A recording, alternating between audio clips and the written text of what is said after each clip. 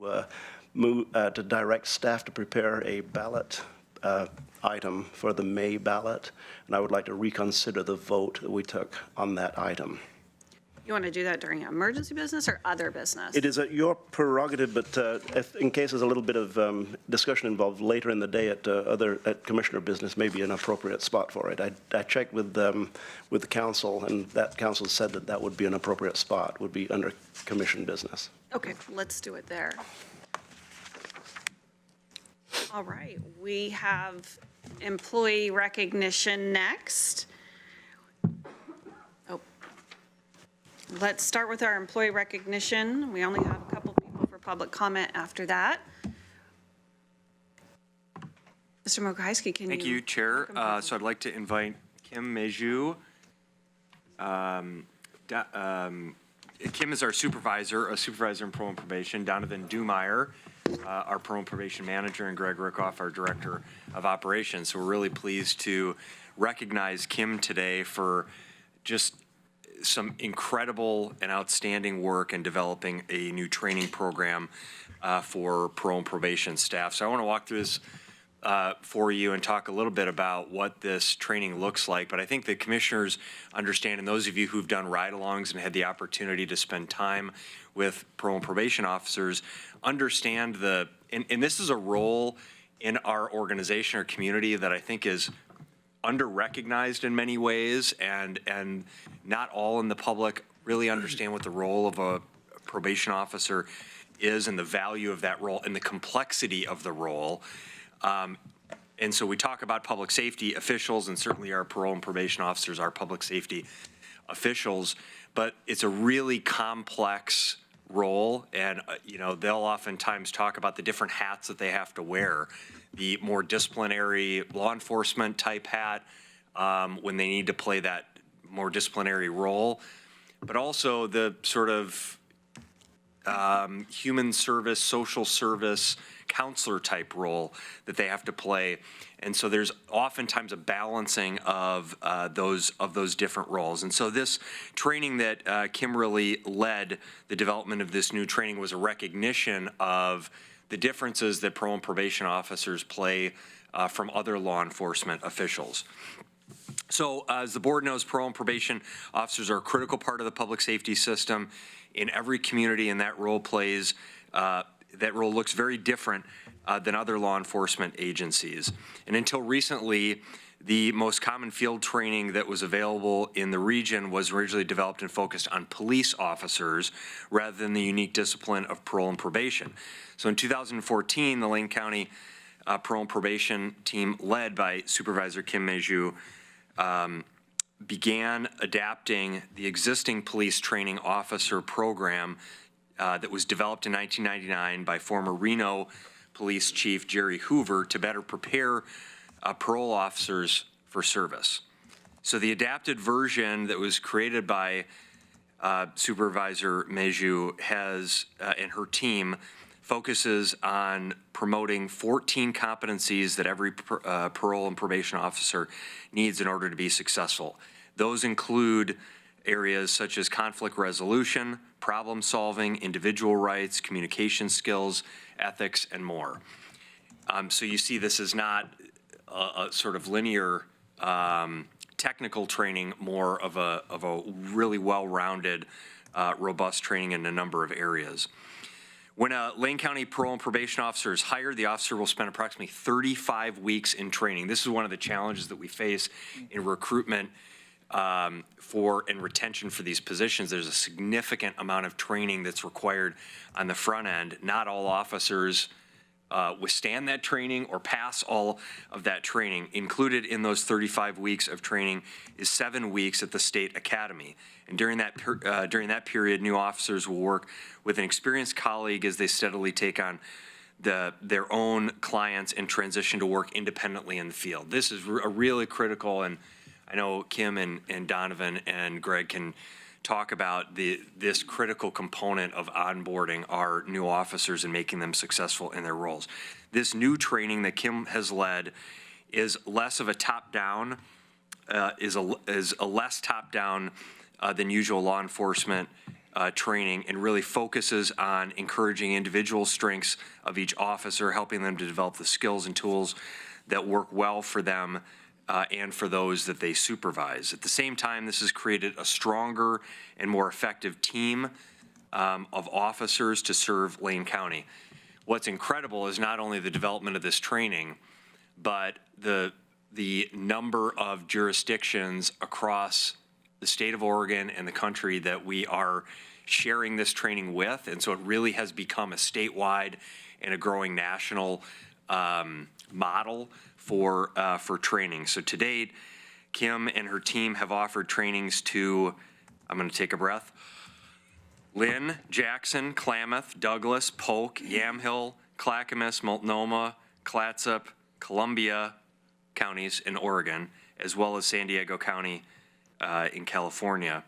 And they also provided the training at the 2017 American Parole and Probation Association Conference, and they have planned upcoming trainings with Josephine, Deschutes, and Coos counties in Oregon. So this really was just an incredible. These are the kind of things that, you know, they don't always get recognized because it's sort of like you develop a training and it's not a really exciting thing on the surface to do.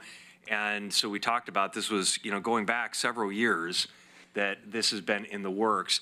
What we're recognizing is not only the development of the training, but the implementation of that training and the recognition of what an incredible asset it's become for our officers. You see the group of folks, just raise your hand if you would, the folks who are here from Parole and Probation joining us. And I know the board heard from a team several weeks ago talking about our new property that we've now closed on Highway 99 in Roosevelt. And you're starting to see, I think, just this incredible, it's one of the things I'm really proud of with this group is the team that's been built. And I think this is a good example of some of that. So I'm really excited to have the opportunity to recognize Kim, and I want to stop there and offer for Donovan and Greg if you have anything additional that you'd like to offer. Absolutely.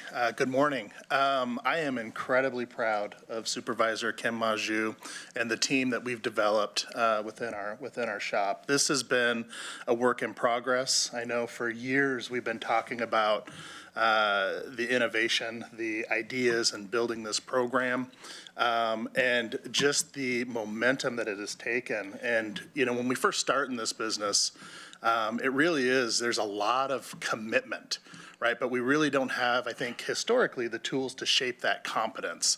And what we have in a program that Kim has really driven within our county is that competence that really shapes to our Lane County brand and what we stand for and the balance that is so necessary in implementing change and improving the quality of life. So big hats off to Kim. This is very much deserving. Our PTO team, they've all worked incredibly hard. And 6 years ago, I don't think PTO was even mentioned in the state, and now it's just an everyday conversation, and that's just part of the great work that Kim has brought forward and the innovation again. So thank you so much. The caliber that we have seen in our employees is tenfold. Chair Buck, Commissioners, staff has noticed recently that you're doing tremendous work to make this a kid-friendly environment.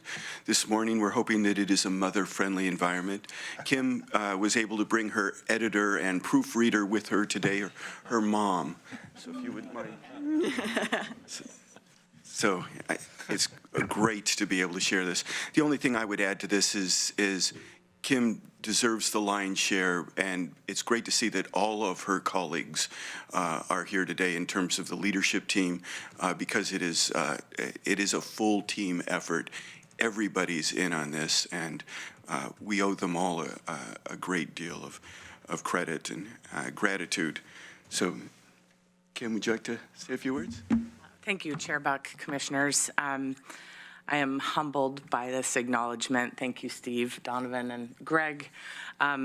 This has been a very long journey and an amazingly rewarding one. When we went down this path, I had absolutely no idea that it would do what it ended up doing, which is creating an office of officers that serve the county in ways that we just never thought possible. We have a team in place that's very passionate about the work they do for the county, and I'd like to think that how they're trained has everything to do with that. I certainly wouldn't be successful in this if it weren't for my team of training officers. We have 9 parole and probation officers that are busy with their own workloads. They have tons of responsibility, and they sacrifice that every day to ensure that the new folks that we're training are performing at a bar that we just seem to keep pushing higher and higher. And my leadership team that's back there, and Donovan, I couldn't have done any of this without their support. They're just amazing. They're family to me. I'm very appreciative of them, very appreciative of the leniency and freedom I got from Donovan to kind of explore this, and it's become an amazing achievement for our organization and in turn for the county. So I appreciate the acknowledgement. Thank you. Wonderful. Any comments from the board? Commissioner Vozovich? Thank you. So yesterday was legislative day for the Association of Oregon Counties up there in Salem, and I co-chair the Public Safety Committee, which I was doing by phone yesterday. But we had a presentation from the folks with the community corrections directors about CCA funding, and they were talking about the time study, and they said they particularly concentrated on counties that, were being very successful with their PMP programs. And of course, Lane County was one of those counties that they used in the time study and cost study for what it takes to actually supervise somebody, because they look at us as a model statewide as how to do it right. So I wanted to pass that along, because obviously the training programs you guys have set up and the work you guys do with the folks you supervise is being recognized across the state, and obviously with the number of people you're training. And it does make it a whole lot easier for me to talk to our legislators about CCA funding and justice reinvestment funding when I talk about the successes that you guys have generated, and it comes from having well-trained officers. So really appreciate the work you do. My pleasure. Thank you. Any other comments? Commissioner Farr? Thank you. It's pretty impressive, and any words I say are really hollow compared to the fact that Lynn, Jackson, Klamath, Douglas, Polk, et cetera, have all chosen to honor you by using your program. That is a real testimonial to how effective the program is. You say that the new people who are coming on board are being trained to use your hands at a new bar level. That, with the finger pointing up.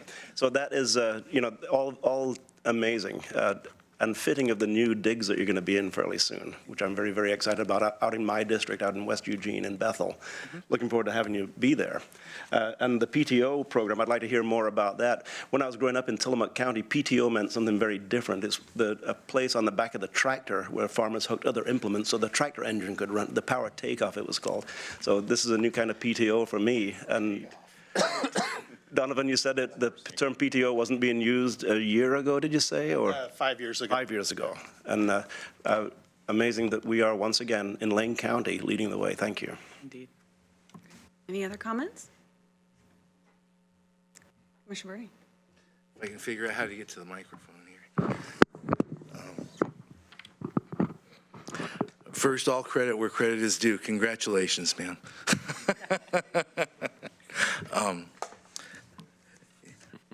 Two comments. Well, congratulations. It's nice to be acknowledged and recognized, and my guess is you would be doing the same thing whether you were acknowledged or recognized, and I believe that's called integrity.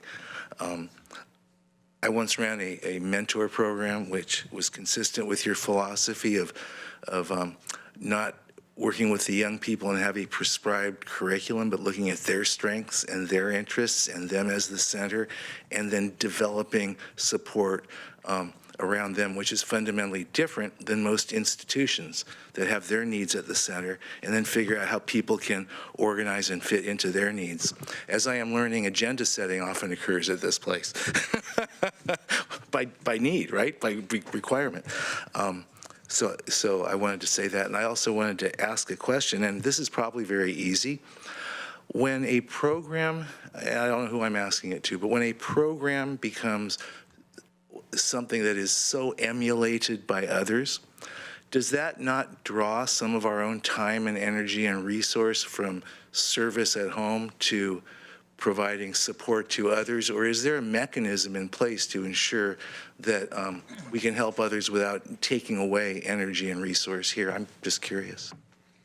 Yeah, I can speak to that. So, I think one thing that we have to remember is not only parole and probation as a Lane County function, but parole and probation as a profession. And I think it's an incredible honor to be able to have the opportunity to improve our profession statewide and be able to raise the bar for not just Lane County, but improve the quality of life for the entire state. And the level of quality that that is brought through this process is just incredible. And so I think that what we have done is we've really taken PTO, not just within the state, but we've had the opportunity to train other counties. And then ultimately, once we've trained them, it really is their responsibility to kind of maintain the program. And as we set our competencies, for the curriculum or for the training, other counties will identify their own competencies as well. So they kind of develop a unique process too. So to kind of build this, there are some resources up front that really provide the service, but once that's been established, it really is kind of a rolling stone at that point. And so I will also say that we've not only had the privilege and honor of training Oregonians in this, but we've also taken this to California as well. And we've had the opportunity to train at the Parole and Probation National Conference as well. So it's been an opportunity to really share this nationwide with a program that was historically just law enforcement. We've really converted it into a tool that really improves our profession. And I just add to that I think, we talk a lot about the culture that we have and the culture that we continue to aspire to create in Lane County. A lot of that is allowing our employees, Kim talked about the freedom and flexibility that she was given by her supervisor to go out, take some risks and develop some really innovative and creative training that significantly improves the quality and effectiveness of our own officers here. And then the ability for the folks that have really bought into that to go be champions and promote that in other places.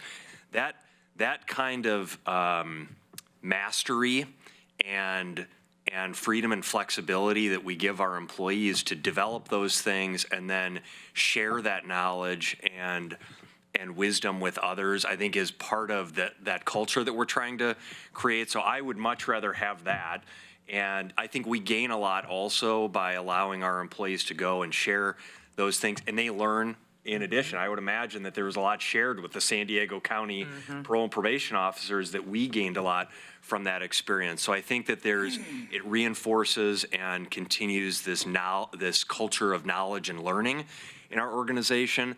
And I'd much rather see us reaching out and exploring and allowing these high-performing employees to do more than sort of digging our heads in the sand and saying we're just going to focus on, the task in the moment. I think actually the best of our employees are great when they're able to do their job at their best and when they're able to go out and give more and more. I fully believe that Kim and her team and the folks in P&P are putting in much more than the hours that they're compensated for, largely because of their passion and their excitement and their commitment to the work. And I think that benefits certainly our community and our taxpayers and the people that we're serving. Chair Buck, Commissioner Berney, it's also worth noting that all of the people that cover for her when she's on the road giving these trainings are in the room here seeing her celebrate this. So you can guess their tolerance for having to pick up some of the slack when she is on the road. It is a full team effort, and we know it is such a great thing to be doing that even with the hardship of her being on the road, her colleagues think it is completely worthwhile. And I would just like to comment one more thing. Sorry about this. Yeah. So County Administrator spoke a little bit about having our PTOs and our trainers helping and facilitating that role. And I'll tell you, there is nothing more satisfying than watching our trainers become mastery in this and really provide the training that really Kim has facilitated within them, and the commitment and passion that they have in training. And I've had the privilege of seeing them present to the Oregon Association of Community Corrections Directors, as well as some of the other associations around the state. So I think that just the passion there is pretty incredible, and it's fun to watch. Commissioner Sorensen. Well, first of all, congratulations to you. That's why we're here. So I just wanted to note that. On this point of whether this effort reaching out to other communities and giving them information and giving them the knowledge that you're developing as being a cost to us as opposed to a benefit to us. I just wanted to say, first of all, obviously balance is a very important part of that. If Greg starts running around the country lecturing on how to be a director of operations and he learns a lot, that could be good. But if he does it every day, that could be expensive, perhaps not that helpful to all the programs he oversees.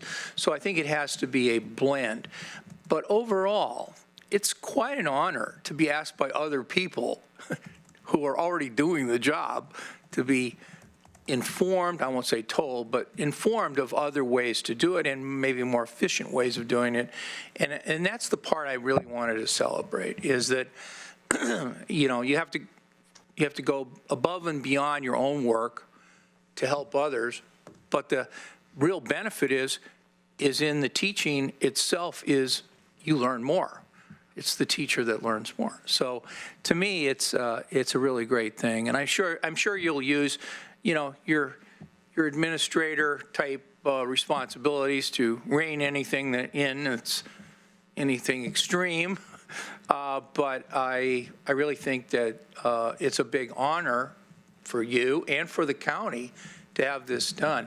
And if we can pick up some things on these trips to tweak it and make it better, that's even an added benefit to our own success. And as to the point of whether this is local money or national money or state money, my understanding is it's dominantly state money.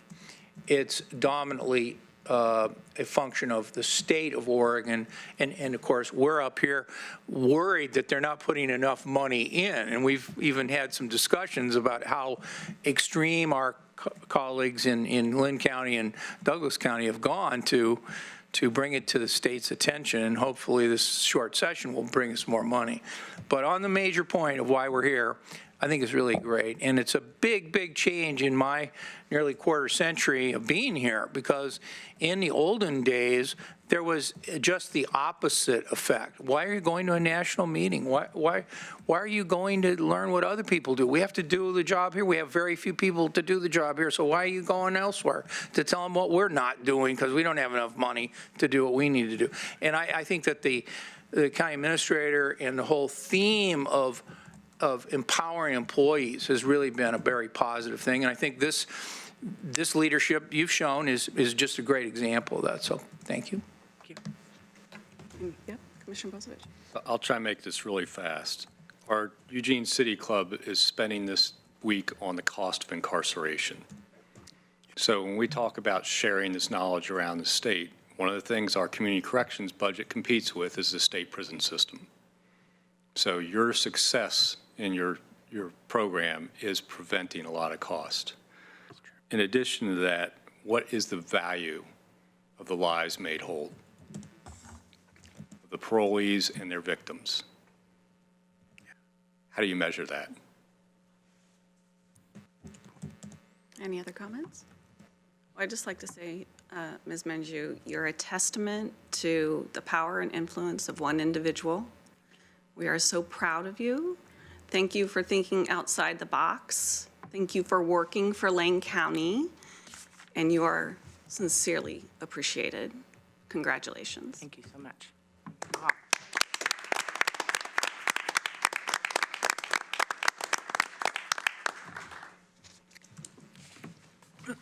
probably some pictures to be had. While you do that, we will move on to public comments. There are 2 individuals for public comment, Mr. Martin and then Mr. Dickinson. If Mr. Martin, if he's here, can come to the podium. If you can state your name and the district in which you live, and then we'll give you 3 minutes. Thank you. I've had a chilling effect on the audience. It's not a good sign, is it? As long as we're still here, Wayne. I'm Wayne Martin. I live on Taylor Avenue, 931 Taylor Street, and I'm in Pete's district, and happy to be so. I'd like to thank you for spending the $3.8 million to purchase the property in the 400 block of West 11th. I'm just almost speechless. I did not expect it. I hoped for it. I thought the city might enjoy picking that up. So I am moved. Thank you. I want to say that what I've noticed about my city and county since moving here first in 2008, then leaving for 3 years to take a job and returning in 2012, is that I really feel I made a great choice. For family reasons, children and their families, I moved here. I think it's a wonderful place, and I want to tout it for a moment. In the area of music, this is a city that essentially behaves and functions as a city of 500,000 or more people. It has that kind of musical talent and draw nationwide. I similarly feel that strongly about our theater endeavors here, with 5 functional theaters in the county, or more actually if I look beyond Eugene. I'm thinking of film. I'm on the board of a documentary films center that brings a documentary film to the Broadway Metro once a month. I love the film and its impact on this community. 2 major art theaters. I want to mention athletics, or do I even need to? Since I came here in 2008, I've seen so much come alive in the athletic programs at the University of Oregon, and it's a lot to be proud of. There's also the University of Oregon and its educational advances, and the incredible talent people have at putting together volunteers to do important volunteer efforts, like the Egan Warming Center, for one. So much effort I see to make the parts add up to the whole. We simply know how to couple energy and brilliance to make extraordinary things happen. Thank you for your public comment. I have to just finish a moment. It won't take long. There is, however, only one thing where the energy and brilliance has not seemed to produce the results that other areas have and that are so necessary for our county and our city to shine. And that is the plague of not sheltering and housing those who continue to have no legal, no safe places to sleep. This is the year, 2020, to change and repair that condition. Focus, if you will, like never before this year, on finding the energy and brilliance to, deliver, new and specific initiatives to deliver and employ those who desperately need it. What an important way to bring our county up to the level of excellence we experience in so many of those other areas. And what a thing for us this year to give our energy and aspirations to. Thank you. Thank you so much. Mr. Dickinson.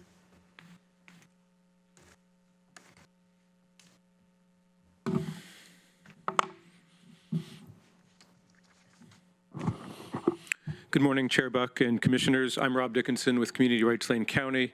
As you know, I've been here many times urging the commissioners to refer ballot measures to the Lane County ballot. And at this point, I think it's pretty clear that is not going to happen. Obviously, we're disappointed that the commission has not taken action to protect the health and safety of its residents from this activity, this harmful activity of aerial spraying.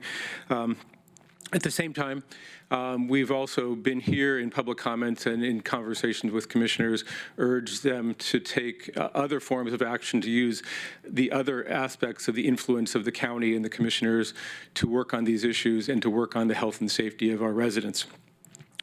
I'm aware that on December 10th, the Board of Commissioners voted to refer to the board's legislative committee 2 topics to take action on, one being statewide legislation to ban the aerial spraying of pesticides, and the second being a carbon tax as a way of addressing climate change. So I'm here today to ask that you continue to work on that you take that up in the legislative committee.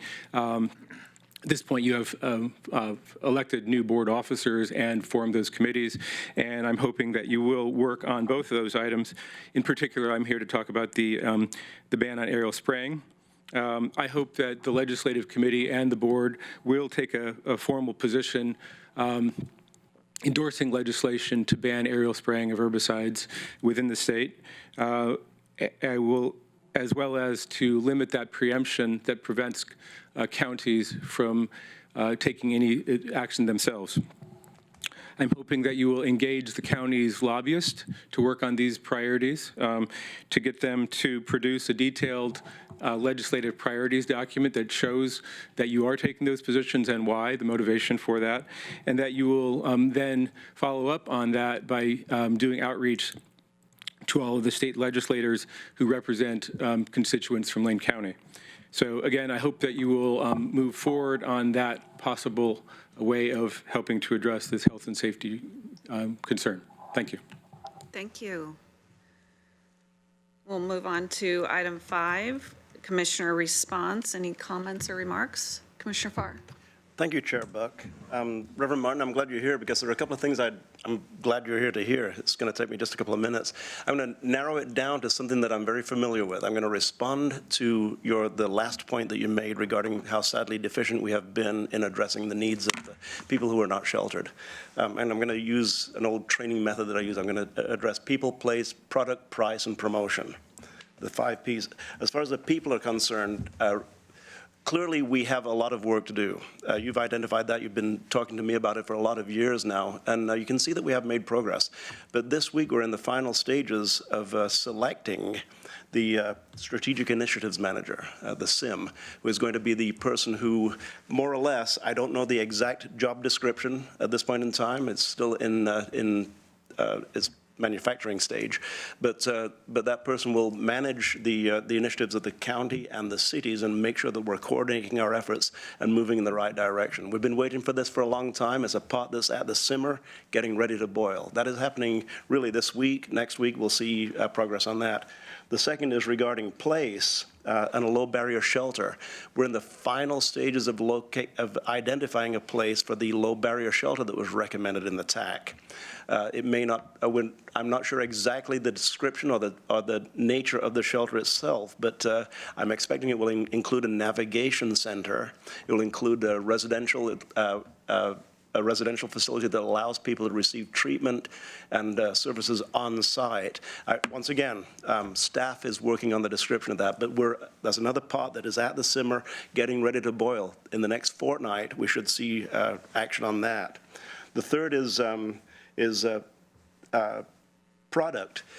Later in the discussion today, when we get to the administrator's items, I've asked Mr. Mokrahajski to give us a follow-through on Camp 99, the successes that actually have occurred from the what was a spectacular event at Camp 99. Mr. Mokrahajski, I believe, is going to be prepared to give a short presentation on what has happened because of Camp 99. As far as price is concerned, we put $1 million this year into a crisis center, identifying a crisis center where people who are suffering from the chronic effects of behavioral health disorders, instead of being taken to the jail, being taken someplace where they can be triaged into service. We're moving forward on that. And then promotion, this is a key part. How do we make certain that we get out ahead of the product that we're going to be providing so that people know what it is, so they don't jump to conclusions against what they think it might be, which we've seen over and over again. So keep your eye on the ball, Wayne, and continue to do so and continue to deliver your message. Thank you. Commissioner Sorensen. Thank you. I just wanted to thank both of you for coming in for public comment today. Concerning the legislative issues, both the state and federal legislative issues, thanks for coming in to talk about the work that the Legislative Committee will be doing, and then when they make recommendations to the Board of Commissioners, the Board will be working with our director, manager, I think is the proper term, manager for legislative affairs to formulate a position for the county in the upcoming 2021 legislative session. So thanks for staying on top of that. I believe the committee meetings are open to the public, and they're usually on our website when they're held. I don't know when they're going to be held, but Mr. Kyler, Alex Kyler usually coordinates those meetings. I've been on that committee over the years, so I'm not currently on it, but it's something that Mr. Kyler could keep you up informed on when it comes. And then regarding the plight of the homeless and what we're doing and what we're not doing and what we're not doing enough of, I will just say that you know, this is a national problem. And the National Public Radio today has on their website, Sprawling Homeless Camps, Modern Hoovervilles, Vex, California. And the article, which I didn't hear, which I'm just reading on their website, is about how in Northern California, not in San Francisco, when is it? It's Santa Rosa, California. Pictures like we have in Eugene, black tarps, people under these tarps, living typically on right-of-ways, public right-of-ways,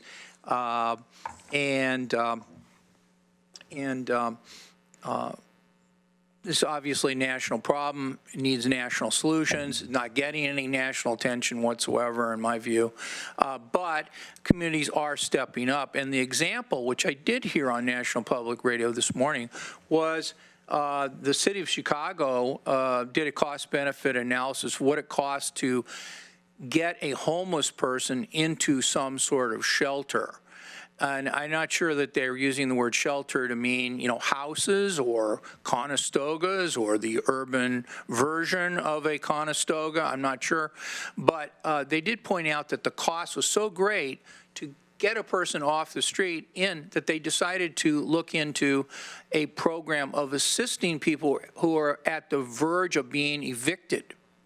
So it's not really, you know, dealing with the homeless, because these people have homes, they have apartments, they're being evicted from them.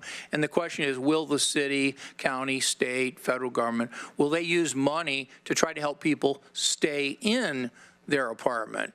At least according to the news report, the city of Chicago has decided that it does pencil out. It is better to try to help people stay in a house if they're or apartment, if they're in one, rather than have them evicted, be on the street, and then figure out how to help them. So I thought that was an interesting perspective, and I don't know if such a thing exists in Eugene or Lane County, where a person that's at risk of being evicted can call and get assistance And the profile that they had was a single father with 3 children who was, living paycheck to paycheck. He lost his job. He wasn't able to pay his rent for 3 months. He was about to be evicted, and the city helped him keep his house. He then got a job and was able to stay in the place. So it was a success story of that, but that costs money, and how it's obtained and how it's distributed, I don't know. But to me, if we have examples from around the country of things that work, we ought to be looking at them. Thanks. Any other comments or response? Remonstrance, which I actually said accurately. Commissioner Farr. One sentence only, and thank you, Commissioner Sorensen. You are talking about our diversion project, a program that we do have in Lane County. While it's not adequate, it does keep people in their homes. We do have that through our Human Services Commission in Lane County. It was mentioned in the TAC report. Yes. Commissioner Bernie?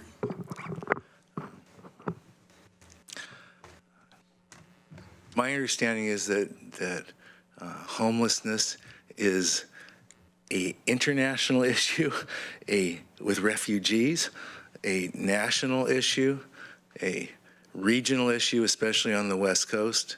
And I think one thing that is eminently clear is that the political will on this board exists, as well as the staff passion and integrity to do everything we possibly can and to constantly look for new and better ways to shelter as many of us as possible.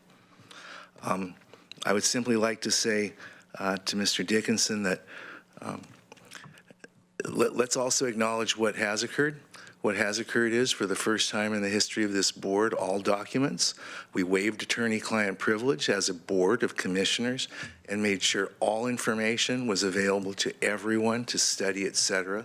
We did agree to have a joint work session, which we did have, and this isn't over.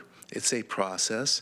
The process of environmental sustainability and concern for human health is something that will be integral to our discussions on economic development, to our discussions on how we attract the right kind of investment here, and to a variety of other areas. I don't believe that some of the things I've read in the media have correctly paraphrased the reasons why this board is not choosing to refer a measure to ballot, nor has it identified the 4 different options this group identified as possible moves forward to provide more movement in the direction of where decisions can be made that would be consistent with that. So I would like to say that I appreciate that you're here, you're engaged, and you want to continue to be part of the discussion. I just want to complete the record as it relates to some of those things. Thank you. Any other comments? All right. Thank you to our members that came to speak. We'll move on to the consent calendar. Item 6. Is there a motion to approve with the exception of item A2? Move approval. Oh, I'm sorry. Is there a second? Second. Any discussion? All those in favor say aye. Aye. All opposed say nay. Motion passes unanimously. We'll move forward to specifically item A2 next. We have Mr. Ramirez with us. Can you please speak a little bit to this particular item before we move forward with it? Yes, good morning, Chair Buck and Commissioners. So Business Oregon has an ROI grant program, stands for Rural Opportunity Initiative. It's the second year they've done this program, and we have 3 communities applying for the grant.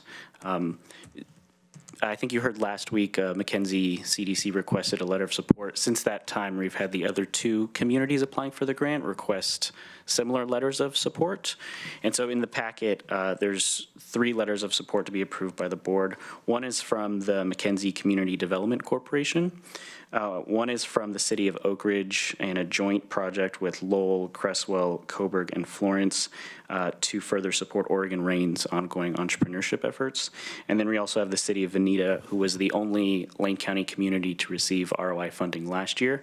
And so they're going back a second time to further develop a County Retail Pop-Up District and their Veneta Works Entrepreneurship Program. So I did check with Business Oregon to make sure writing 3 letters of support doesn't harm any of their chances. They were pretty clear that it does not, that it shows regional support. And so we have our fingers crossed for all 3. We're hoping they all get awarded. It's a competitive grant, but Alexandra, who's sitting in the audience, has also been working with the communities to support their grant application efforts. Great, thank you very much. Any questions? Nope. All right. I'll entertain a motion to approve letters to Business Oregon in support of Rural Economic Opportunity Initiative applications from the McKenzie Community Development Corporation, the City of Oak Ridge, and the City of Veneta. So moved. Second. Any discussion?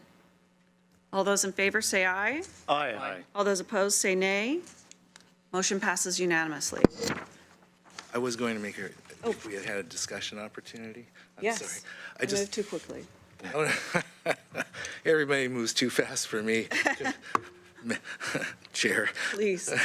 I just wanted to thank you, Austin, because in our discussion, if you recall, we were asked to write 1 letter of recommendation, and the board asked, were there other groups from Lane County that were seeking those resources? And if we supported all of them, how would that affect their chances? And you responded that 100% thoroughly. So thank you for following through with that request. No problem. Thank you. Chair. Yes, Commissioner Bozeman. One quick item of just operational business. It'd be great if you would repeat the motion maker and the second Will do. for Ms. Jones before do. I get the text.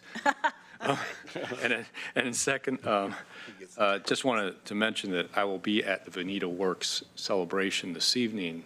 I'm speaking on the state of our entrepreneurial environment here in Lane County, and there'll be more specific people that'll address the local area out there, but they're really doing great work out there in Veneta on promoting these micro businesses that may become macro businesses later, and the startups there in Veneta and their pop-up retail districts, just part of that. Wonderful. Wonderful. Okay, we'll move on to item 7, County Council. I do not see County Council. Nothing there. All right, we'll move on to item 8, County Administration Announcements. Mr. Moker-Heisky.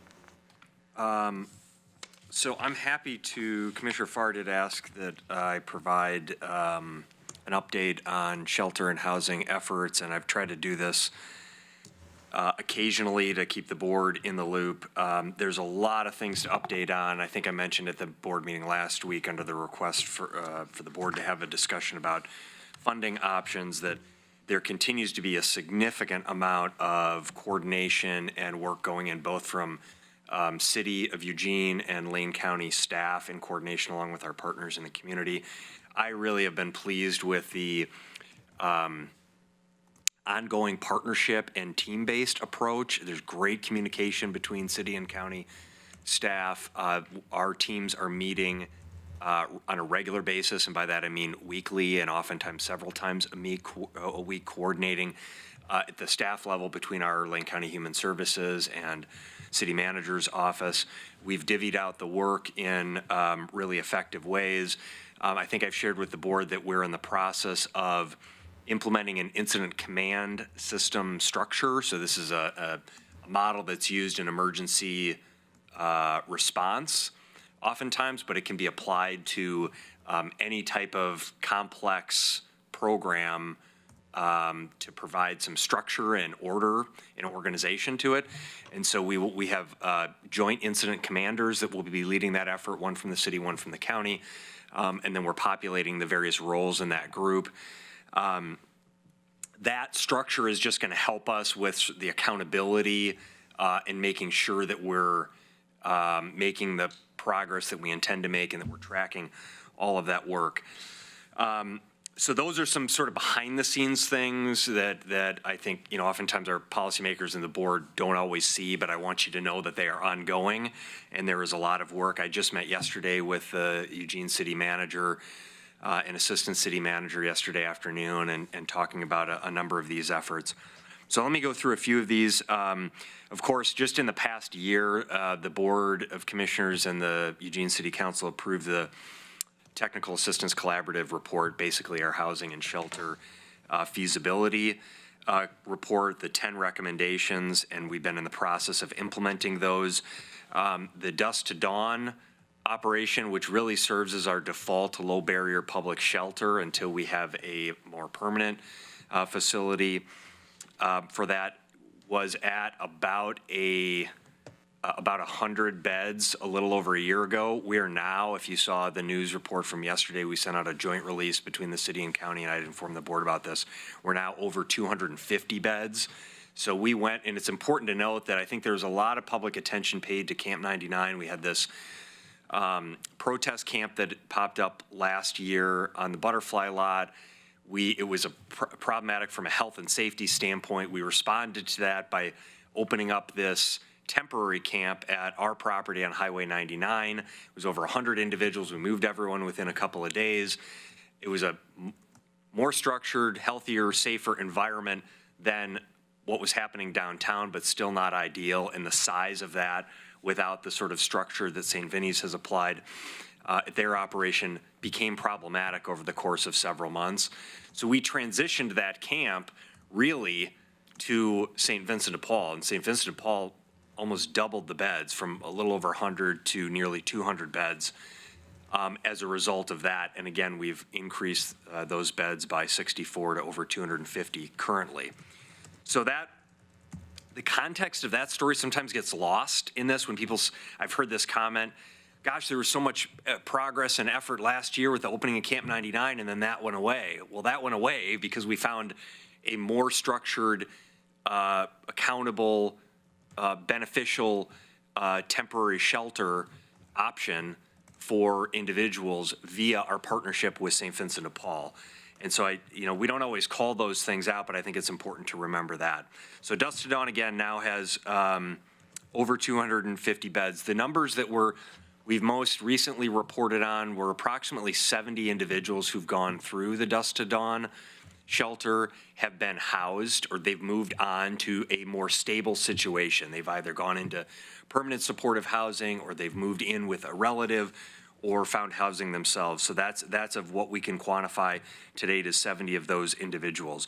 We continue the discussions aggressively around identifying a site for a shelter and navigation center in partnership with the City of Eugene. So this is, again, part of our coordination. And I just want to note on the Dusk to Dawn, the added beds, as we reported in the news release, were a shared cost between the city and county. So this demonstrates we're both working together in collaboration at the staff and policy levels, but we're also putting our money where our mouth is and jointly funding the increase in services.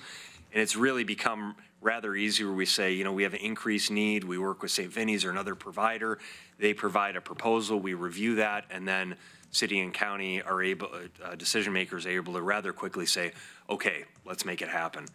There's not a lot of sort of debate or discussion about who does what. We're just, it's working very effectively on that front.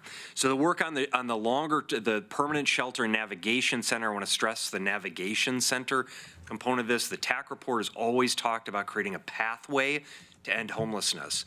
So the idea that we're just going to open a low barrier shelter where people drop in and come for the night and then leave, and that's the solution to the problem, that is not what the TAC report talked about, and is not at all what we're pursuing. What we're pursuing is a shelter and navigation center model that creates entry points and a pathway to end homelessness for those individuals that engage. And it's both about warm shelter beds, it's also about a connection to services and housing to get people on a path that ends the cycle of homelessness. So I want to stress the navigation center, this idea of navigating people, not just sheltering them in a warm bed at night, but navigating them to the services and the permanent housing they need. Over 70 sites have been reviewed. We're narrowing those down, and there's coordinated work between city and county staff beginning to reach out to stakeholder partners and have conversations about sites that appear viable, and so those will progress over those conversations, and that evaluation analysis will progress over the coming weeks. But we are making progress on that front. So that's on the shelter. I want to just add that we have 20 car camping spots that are available through the St. Vincent de Paul Car Camping Program at our MLK campus. We have 8 car camping spots that are new that we've made available, again, through the St. Vincent de Paul Car Camping Program. We made those available at our Delta Public Works campus. That's new this year. Of course, we've talked about, and the board has supported, and we're moving forward with the 3 Conestoga huts at the fairgrounds, the 6 up to 6, I believe, Conestoga huts at the Highway 99 property in partnership with Carry It Forward. The youth shelter, so we continue to advance our, we put an RFP out and we had a respondent. Lane ESD is the agency that would provide, that is sort of the backbone agency, and that in partnership with Looking Glass and some other organizations, as well as 15th Night. And so we're narrowing in and continue, and we're going to do a tour of the pods to, there's still some disagreement around the green pod versus salmon pod, and so we're going to resolve those issues with those folks, but we are moving forward with the work that needs to happen to open our youth shelter and navigation center at the Surbu campus.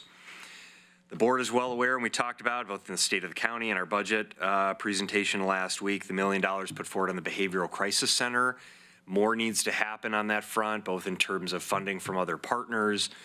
We're really pleased to see the state legislators start to talk about the potential of a statewide declaration of emergency around homelessness and the potential allocation of up to $100 million in funding for things like navigation centers and behavioral crisis centers.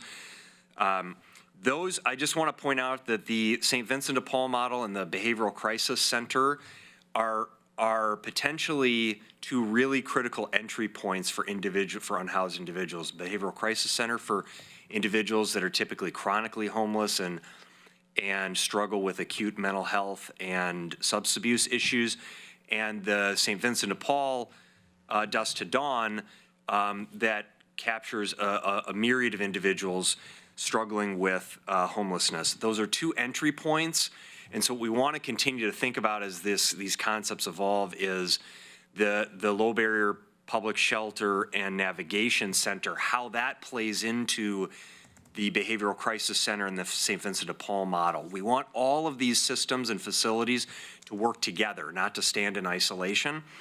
So I just want to plant that seed and have all of us thinking about how, because that is where this problem, ultimately, this crisis gets solved, is in the coordination, not just the identifying of locations and staffing and funding of these things, but it's ultimately in how we coordinate all of those efforts. The Commons at MLK obviously has broken ground, and 51 units will be available there when that opens. Today, this afternoon, we'll have a conversation. You'll get an update from the consultant on the fairgrounds property, and we need to make a decision about what happens with the residential parcels at the fairgrounds. So we don't have a lot of time. Homes for Good is saying we have a drop dead is February 5th to make a decision about what property we are going to identify for the application for state funding there. And so we are going to just plant that. I want to plant that seed in the back of your mind as you have your conversation about hearing the recommendations from the consultant for the fairgrounds. How is that all going to square? And my hope, for one, is that we're able to have it all, that we can accommodate both the long-term vision and some of the thoughts that are recommended by the consultant for the fairgrounds, as well as identify an appropriate permanent supportive housing facility and a project that fits with both the neighborhood as well as the fairgrounds operation. $2 million from the housing improvement program. So the $2 million the board approved in last year's budget went towards not only helping to support the 51 units at the Commons at MLK, but also an additional 40-plus units spread throughout several organizations, including DevNW, or Dev Northwest, I think they're called now, formerly NEDCO, sponsors, St. Vincent de Paul, Square One, and Homes for Good. Couple of things I note. I know there's a lot here. The SIM, or the position that the city and county are jointly funding to be the catalytic leader on some of these critical projects around shelter and housing. People have referred to it as different things, but the technical name for it right now is the Strategic Initiatives Manager. This position will report to both the Eugene City Manager and the Lane County Administrator, and provide policy, and the Board of Commissioners and the Eugene City Council will provide policy direction to that individual. That we are narrowing in and have had interviews with finalists and are in the process of reviewing, checking references. And so my hope is, the city manager and my hope is that we will land on a decision in the coming weeks on that important position. And then a lot of work that's happening around coordinated care, mobile outreach, and I guess I could just go on, but I know that you don't want me to do that. So I'll pause there. Happy to answer questions on that. And if the board would like to see a more like a monthly update under my announcements that gives you a briefer touch base and update on some of these things, certainly can do that. But I just want to reinforce incredible. I've never been as hopeful, not only hopeful, as enthusiastic about the work that we're doing with our various partners in the community, particularly the city of Eugene, because it's the largest city where so much of this problem and where so many of the facilities are going to need to be housed. The partnership and the work that's happening there, the coordination of efforts, the lack of desire by anybody to take credit for any of it, but just to work together to find solutions, is really incredible. The last thing I will say is this Friday we have a tour planned with the mayor and a few city councilors. I believe we have 2 commissioners that are able to attend that tour in Portland. We're going to meet with Mayor Wheeler, as well as some other officials in Portland, tour their navigation center and some of their shelters, and have discussions with their officials there. We have city and county staff, as well as a couple of business leaders in the community that are going to attend that. And so I think that's, again, another exciting opportunity for us to look at what are other communities doing, and best practices that they're implementing that we can bring here to our community. Great. And just because you mentioned it a number of times, I'm going to declare my potential conflict of interest since I'm related to the director of St. Vincent de Paul. But thank you for that very thorough update. Any questions or comments? Commissioner Farr? Only one sentence. Thank you for really aggressively hitting the highlights of what has happened in the last year, and even starting prior to the last year, Mr. Mokrasky. That was breathtaking. Thank you. Any other questions? Commissioner Bernie? Commissioner Bozovich? Oh, I'm sorry. No, go ahead. Yes, that was great, but I did have one question. A month ago, I believe you said the same thing, which is that you're narrowing down potential with the City of Eugene, potential sites for Navigation Center. Are we allowed to know which sites this has been narrowed down to, or is there a reason why it's important not to mention that right now? There is a process in which there are a number of sites being considered. And I believe that in the coming weeks, within the next week or two, I believe that we'll begin having a conversation about that, but wanted to engage with a number of the key stakeholders in those areas to have conversation. Those are stakeholders that were identified in partnership with both city councilors and commissioners that represent those areas where they're being considered. And so those conversations want to be had before. And so there's just a process that we're going through between the city and county to engage with the folks that are key stakeholders in those areas to make sure that we understand we understand where there are opportunities, potential concerns that we can respond to, and vet before a broader public discussion about that. So, and this is not critical, this is just trying to understand. So implicit in what you just said, I hear two things. One is some sites have been selected, which means there is criteria for selecting the sites, which I would enjoy hearing. And then the second thing is that those commissioners where sites are located in their districts are aware. So obviously, those of us that don't have a clue are not aware. So as it relates to the first one, I'd love to know some criteria by which you've already narrowed down potential sites. Yeah, and just generally, I can say zoning obviously is there's been a consideration both for bare land, vacant land, as well as structures. Zoning is really important to make sure that there's a compatible zoning and the use. Neighborhood impacts and understanding of the surrounding area. As we've done with property acquisitions we've made recently at Highway 99 Roosevelt for our parole and probation facility, as well as the medication-assisted treatment facility on West 11th, that we've had neighborhood considerations and outreach that has taken place as we pursued those sites, access to transportation and other services, access to the downtown area, and particularly to services. Those are just to name a few of, but maybe what I can do, because I want to make sure that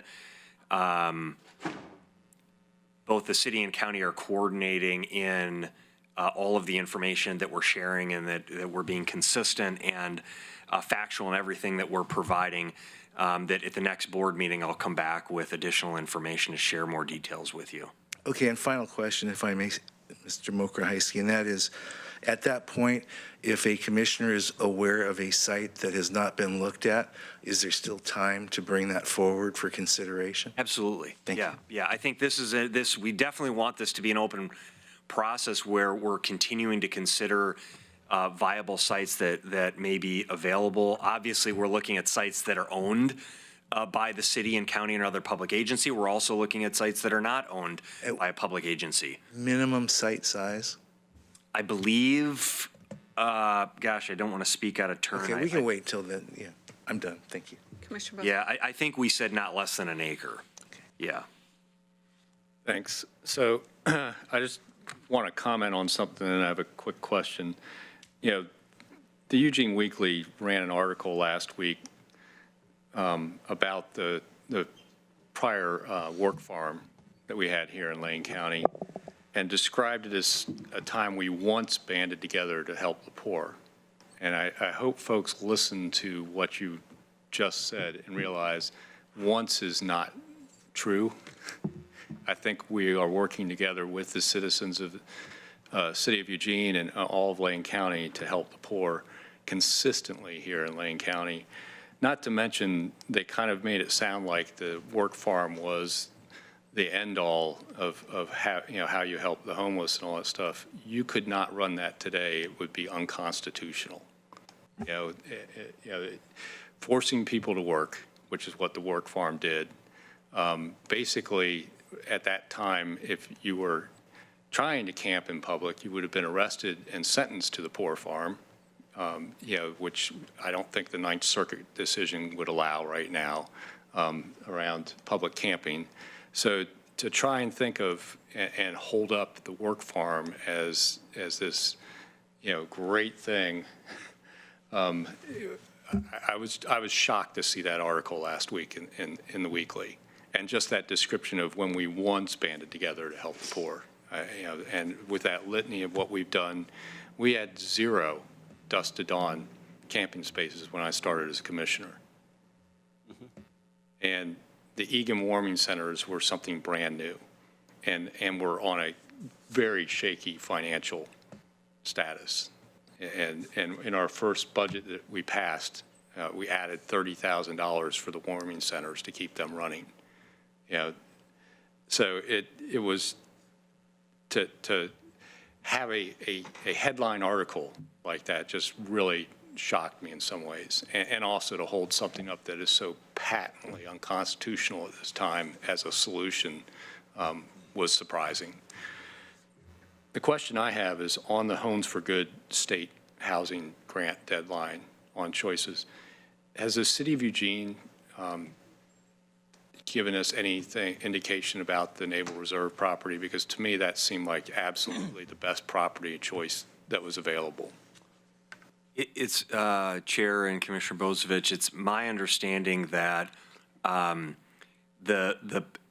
that the city is reviewing, and the feedback that I've received from Homes for Good around that is that they've been really pleased with the expeditious review process that's happening, and I think the sense is that the city is really thoughtfully evaluating the highest and best use and what could be done at that site. The reality of that site is I think we would like to see that site as a permanent supportive housing, but it's a site much larger than the one we're talking about, the fairgrounds. And so we've talked about this 20 unit.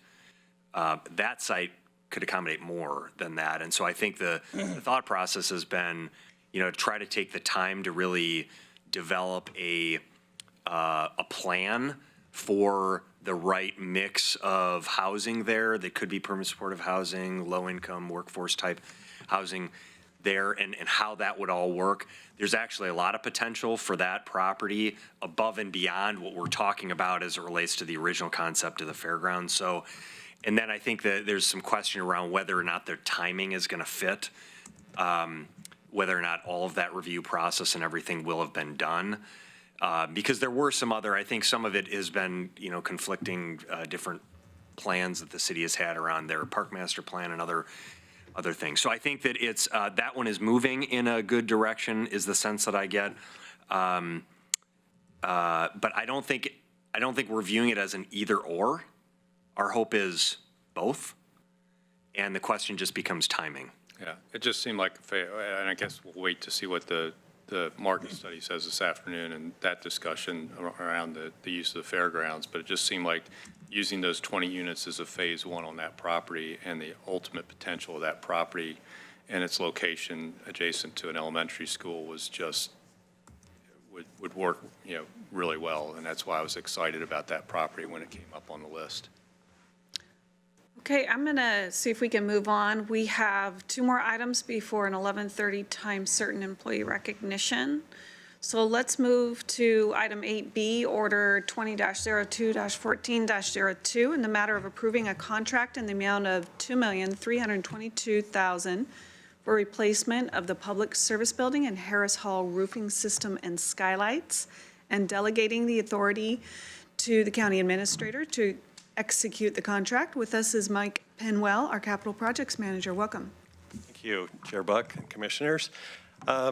We can go pretty quickly. This would normally probably be a consent item except for the dollar amount. It's a substantial amount, so I did want to bring it before the board to talk about and just make sure you understand the expenditure. It's for the re-roof of the entire public service building as well as Harris Hall, the building we're in now. It's also a replacement of all the skylights.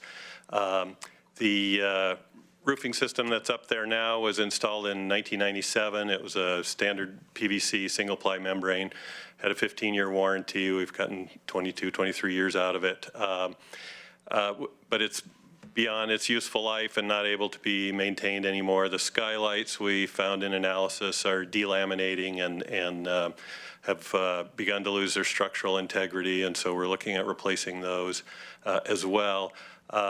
We want to replace those with glass and aluminum skylights rather than the aluminum and fiberglass skylights that are up there now for greater longevity.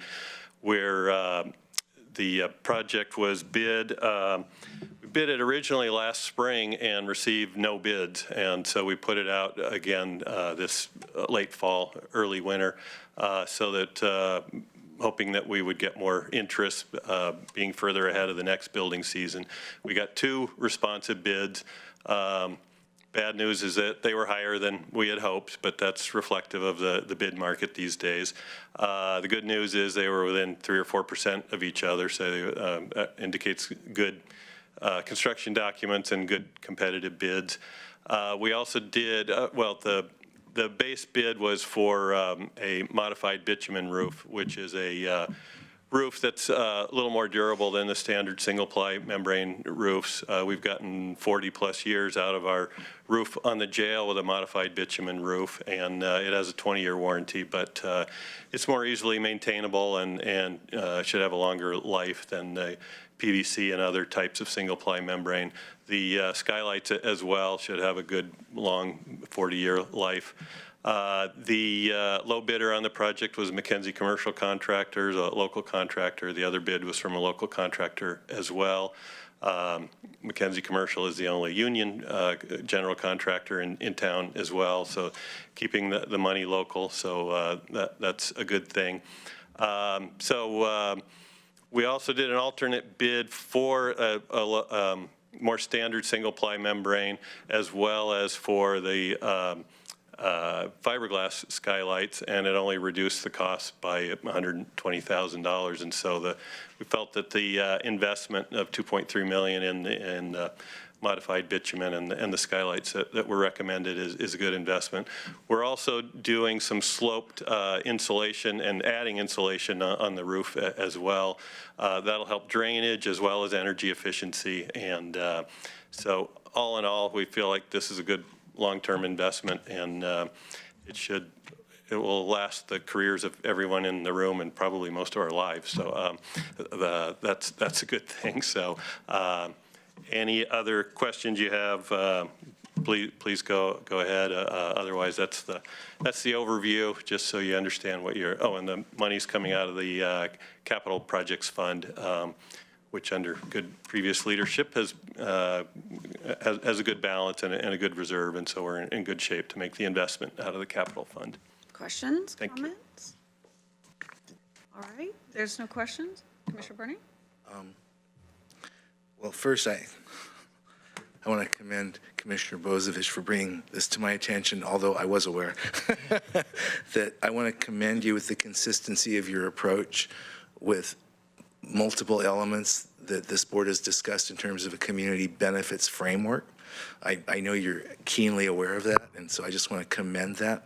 I do want to ask a couple of questions.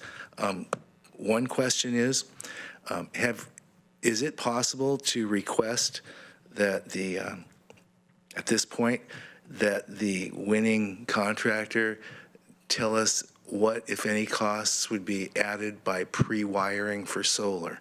Not committing to solar, but preparing. As I'm sure many people know, in California now, no house can be built without pre-wiring for solar, and it's a minimal cost.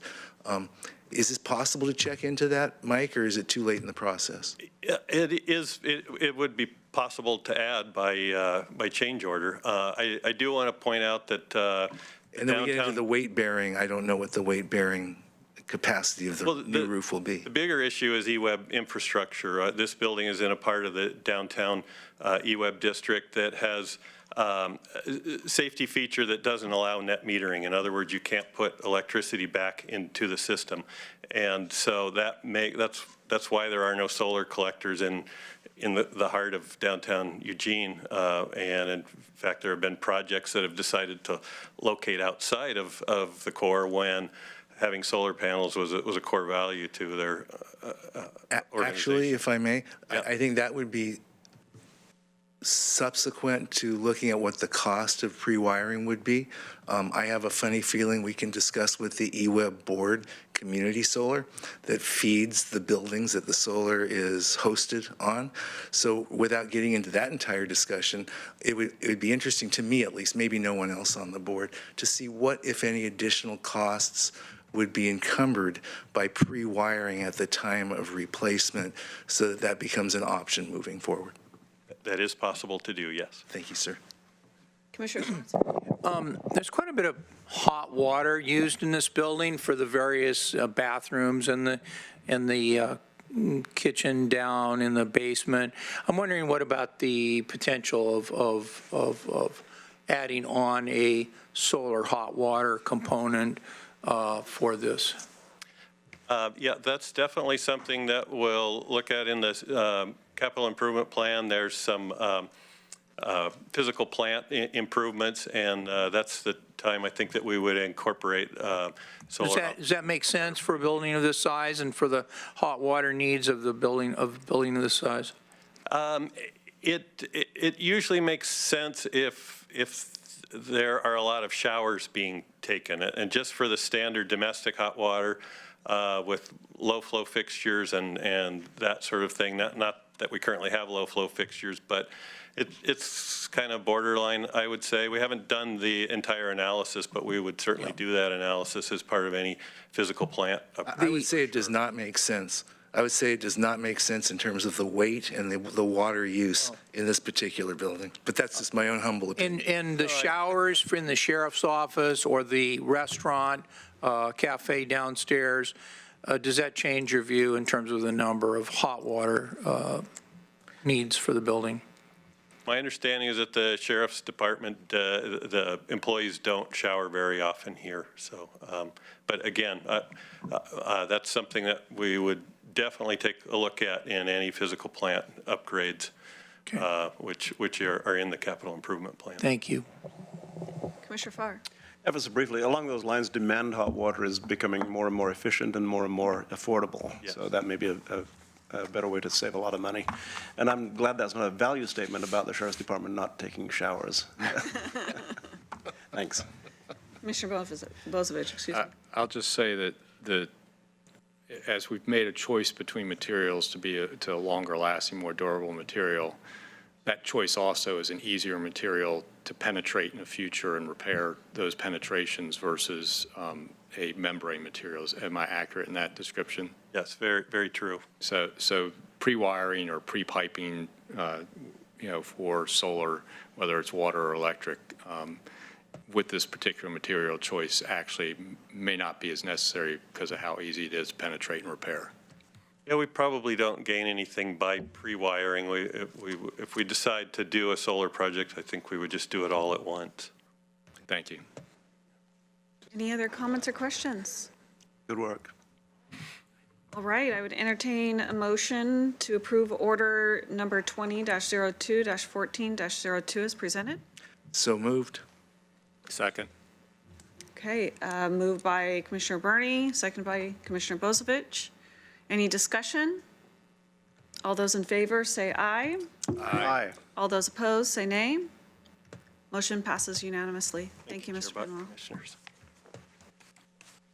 We'll move on to item 8C, discussion regarding community and economic development work, session number 2. We have with us Austin Ramirez, our community economic development manager, and a guest. If you could introduce your guest. Yeah. Welcome. So I think a few of you have met Alexandra Corvello. She joined the county team a few months ago now. She's from the RARE AmeriCorps program at the U of O, and so she'll be working an 11-month term with us. RARE stands for Resource Assistance for Rural Environments. It's a program unique to Oregon. It's a really great program that I think is often overlooked, but we've supported many of our communities bringing on their own RARE member, which has been very impactful. And for the first time this year, we brought on a RARE to support our rural prosperity efforts. And so a little bit later in the presentation, I'm going to have her talk more about her work.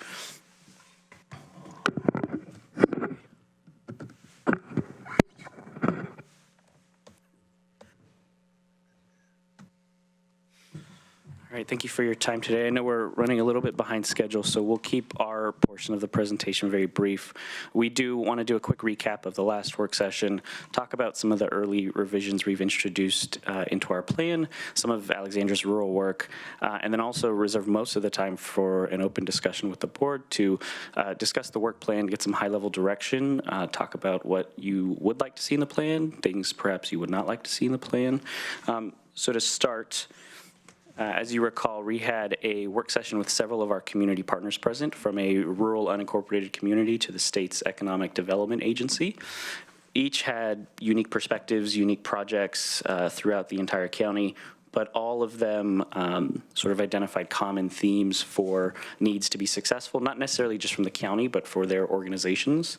Regional collaboration in the sense that it really takes a collaborative team effort. There's no one entity or one organization that can do it all. Strategic investment, so investment that leverages other dollars, that attracts capital, that has lasting economic impacts. And then advocacy was a big one. And so while much of this is legislative in nature, there was also the sense of wanting policymakers and leaders to be informed and educated advocates for much of the work going on in the region. So our work plan has 3 critical focus areas, and these have aged pretty well. They're things that remain priorities for many of the communities we serve. The first is rural prosperity. Many of our rural communities don't have the capacity, technical assistance, or resources to take advantage of the economic opportunities that come their way. And so with the efforts of Alexandra and our rural prosperity work, bringing them those 3 things to help fill the gaps has been key. Also redevelopment investment. So how do we take currently existing assets that may be underperforming or underutilized and turn those into really highest and best use for the region? And then impact industries, which we have several common, I would say, impact industries in Lane County. We think of those industries as being industries that pay above average wages in Lane County, that provide full family benefits, that are resilient. And so most commonly, you see those as food and beverage, green jobs or climate-friendly industries, technology, advanced wood products, advanced manufacturing, and tourism and recreation. These industries really do depend on the community we're serving or talking about to match their unique needs, resources, and values. And then if you break those down into some more actionable strategies, these 3 really are more focused towards rural Lane County. So when I think of technical assistance, some tangible examples, we work with a lot of businesses and communities to navigate either county or state policies and regulations.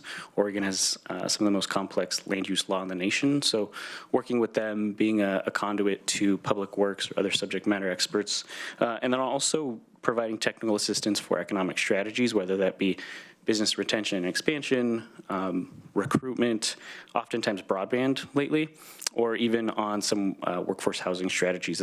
There's been a lot of movement in our region on that recently. Entrepreneurship support, you're very familiar with our ongoing partnership with Oregon Rain and their efforts to provide services to more and more communities throughout Lane County. Business retention and expansion, some recent examples of that, Orchid Health in Oak Ridge, Bohemia Food Hub in Cottage Grove, Wright Lumber. So businesses that have really become community anchors in a lot of their areas that provide more than simply a product. And then we also have actionable strategies that are county-wide, so not just exclusive to rural. Focused recruitment, so our region is very good at coming together and supporting one another when we get leads or potential recruitment opportunities. Wayfair being a recent example where Springfield took the lead, but the state, local, and city partners, even Eugene really pitched in to support that effort. It's a regional workshed, and what is good for one community can be good for another, and recognizing that. Strategic investments, oftentimes this can be infrastructure. So what we've done with the broadband middle mile in Oak Ridge, Public Market, Town Square, but also we provide pretty focused seed and match funding to organizations looking for grants. So whether that be the McKenzie CDC, another nonprofit, or a business, if there's a gap and a match that can help them with a grant, we have provided that and continue to do so. And then advocacy, obviously, we've talked a little bit about that one already, legislative. But also, if there's someone who's not represented, whether it's a rural community, a business, or a nonprofit, keeping their perspective in mind. I think collaborative tools and practices is one that we've done for some time now, but something we're trying to operationalize a little bit better and call out more intentionally. So there are regional efforts externally, but we've also realized that we have a lot of program areas internally at the county working on shared economic development goals. The Community Health Improvement Plan, for example, calls out for living wage jobs. So how can we support and catalyze those efforts? Our Public Works Department, our Tech Services Department, they are working on things that are clearly important economic development goals, whether it's emergency resilience planning, communications, transportation planning. So how can we come together and prevent some of the unintentional siloing that happens? And then based on feedback from the commissioners, we've heard, there's 3 elements that are becoming really key priorities for the county. One is housing. And so we're seeing our rural communities really take matters into their own hands there, whether it's passing their own MUPDs, doing waived system development charges, donating land in some cases, or expedited permitting. But we really see us supporting those efforts through technical assistance, strategic investments, and collaborative tools and practices. Climate change is another big one. Obviously, Alexandra and I are both on the climate committee here at the county, so we're supporting those efforts internally. But we also feel like through focused recruitment, business retention and expansion, strategic investments, and collaborative tools and practices, we can continue to operationalize that lens and implement that externally. And then community benefits. We just heard Mike Pennell talk a little bit about that. But how can we support the implementation of a community benefits framework, whether it's through strategic investments where we can apply that directly, but also collaborative tools and practices where we can help educate our communities in the region on the true value and benefits of a community benefits framework. So that's just a high-level overview before we discuss the work plan. I have asked Alexandra to talk specifically about some of her efforts to support our rural communities as well. Thank you, Austin. Good morning, Chair Buck and Commissioners. As Austin mentioned, all of these projects fall under the Rural Prosperity Initiative and are important topics that have been identified by our rural communities. The first project is around rural broadband access, which is necessary for rural prosperity. In our modern world, a lack of internet access makes it challenging for our rural communities to provide access and invest in quality healthcare, education, and jobs. To address this digital divide, we are compiling data and directly engaging with our communities to identify opportunities for improved access. We are continuing to promote and implement Speed Up America, a platform that tests internet service speeds that was created by the county in partnership with the Technology Association of Oregon, US Ignite, M Labs, and the City of Eugene. Speed Up America will give us on-the-ground truth about the current internet speeds within the county, and this work will include a baseline of service to measure future improvements against, track key metrics, and result in actionable recommendations for the county and individual communities. This living document will provide a venue to help internet service providers facilitate strategic investment in our communities, for policymakers to identify data access deserts, and for our communities to become better informed consumers. The next project is around business promotion and technical assistance to rural communities. These are 2 strategies that were directly identified in the Rural Prosperity Initiative and address the lack of capacity that many rural communities face. We are hosting workshops with rural communities and identifying their strengths, weaknesses, opportunities, and threats, otherwise known as a SWOT analysis. And we're also documenting the local physical and cultural assets that make these communities attractive to both businesses and employees. After collecting all of this information, we're creating some marketing materials for the communities to help facilitate a more localized and self-reliant response to recruitment inquiries. These efforts are also going to identify gaps in infrastructure, services, and markets, as well as create a regional awareness about the business assets that are currently held within the county. The final project I will highlight is around our efforts to make capital more accessible for our rural communities. As you all know, we have underfunded projects at the county, and rural communities have an especially tough time getting the capital that they need.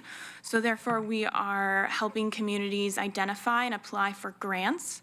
We are supporting the Mackenzie River area's, Veneta's, and Oak Ridge's applications to receive the Business Oregon's Rural Opportunity Initiative grant, and have also done some grant research around updating the Elmira Grange. We're also exploring grants for the county's programs as well.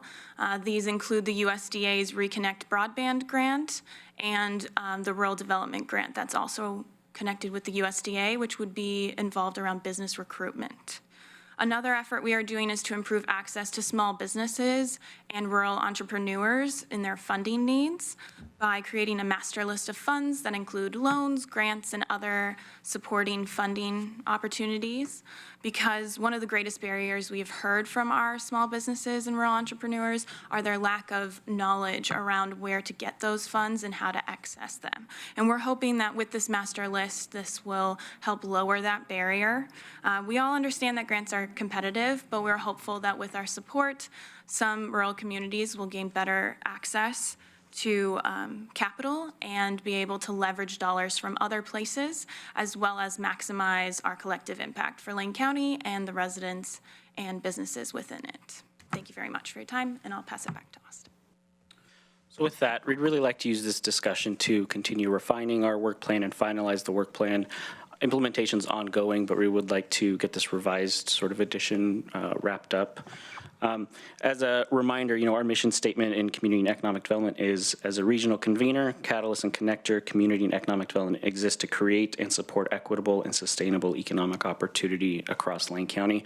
We really view our work as a matter of equity. We want communities, large and small, rural and metro, and everyone in those communities to have economic opportunity, whether it's for jobs, for healthcare, for education.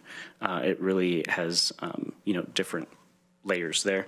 And then we also want it to be sustainable, we want it to be resilient, and we want to provide a lasting impact. So we are very passionate about the work we do. Alexandra's been a great addition to the team. We're excited to see what she does with her year here. We recently lost Kathy Dyer. She retired, our longtime program specialist. And so we are vacant a few positions right now. We're currently searching for the management analyst position, which was my former position. So our capacity is a bit restrained right now, but we're really excited to fill those positions and see what 2020 has in store for us and to continue working with our partners. So with that, I do want to open it up for any questions and discussion. Any questions or comments? Commissioner Bozievich. Thank you. So in prepping for tonight's event, I asked Austin to go back and find some information for me because I'm supposed to report on the state of Lane County's ecosystem for entrepreneurship.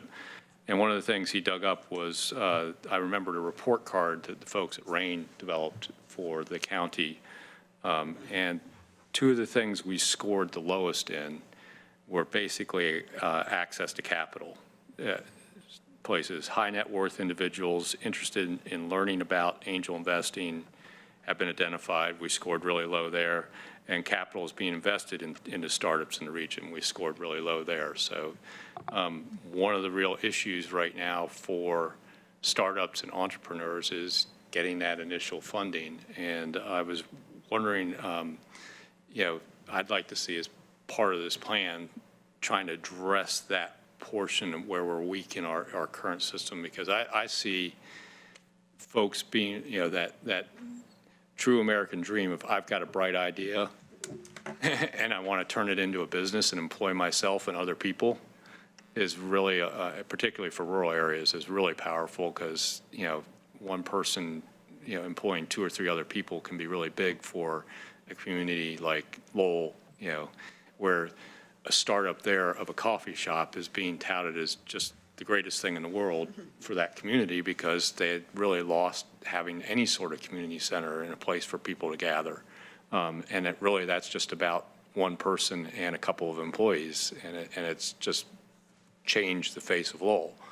And so I'd like to see the plan have some way of addressing that. I do remember in the past, and this has to be almost 8 years ago, the board invested $1 million basically and got matching, or maybe it was $500,000. We got a matching $500,000 from federal and state government to start a revolving loan fund.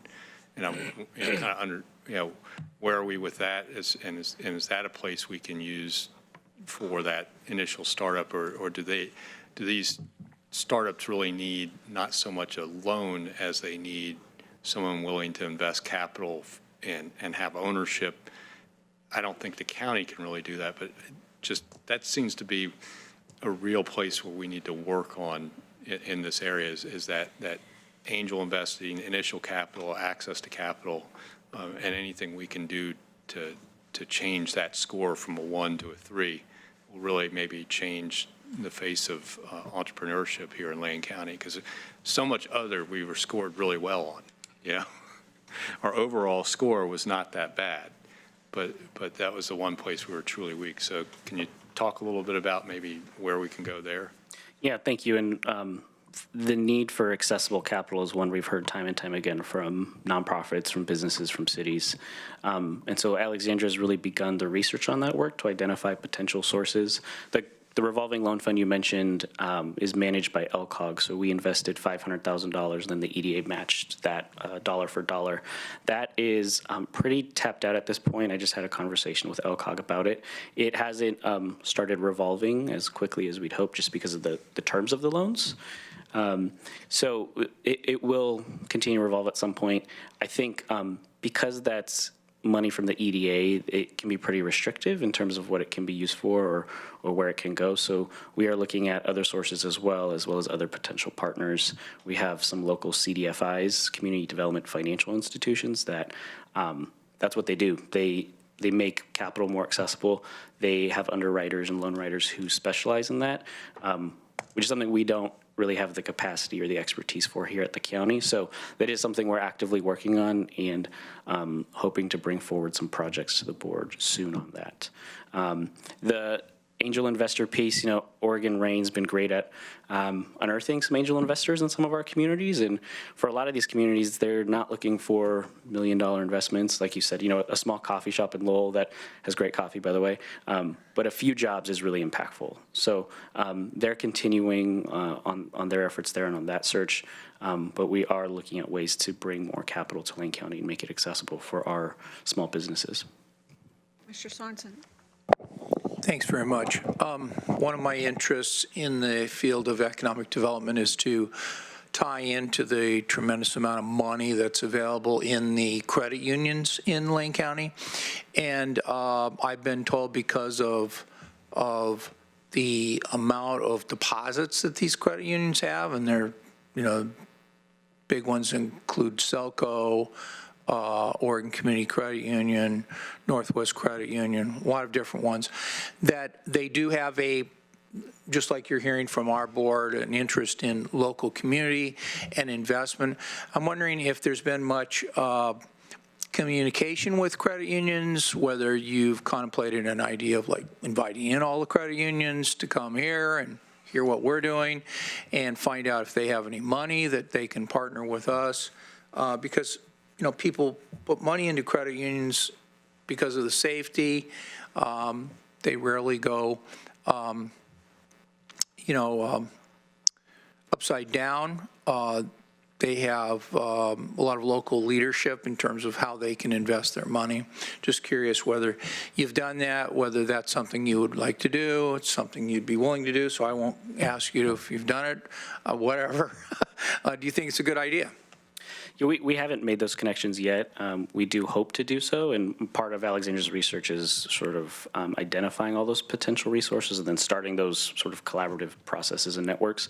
We have seen smaller banks in rural communities really take on that role. So Oregon Pacific Bank in Florence is a partner to much of the business community there. They sponsor Oregon Rain's efforts out in Florence. I've also seen Banner Bank in Cottage Grove step up to the plate and support entrepreneurs there. And so we are seeing it bit by bit happen, but I do think that's a great idea and something I can follow up. I was at a meeting to talk about alternative ways of financing community development, and Columbia Bank was present. President also were representatives from Goodwill, sponsors, other organizations that want to put people to work and want to match up funding. So I guess maybe broadening it to all the financial institutions, but typically I've just been hearing, well, like you said, Banner Bank, other banks, but I haven't heard about whether particularly in Lane County, where most of the money is not in banks, it's in credit unions. So I'm just curious whether. our initial search started with some of the more traditional capital sources, and then as Alexandra did more research, we quickly went down some rabbit holes, I would say. And so the opportunities and the options there continue to expand, and so we are looking really into anything and everything at this point.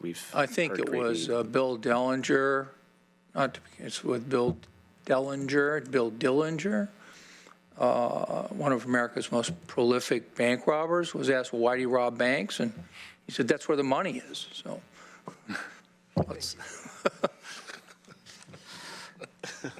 Any discussion? Anybody else? Yeah. Commissioner Bernie? Thank you very much. Thank you, Chair Buck.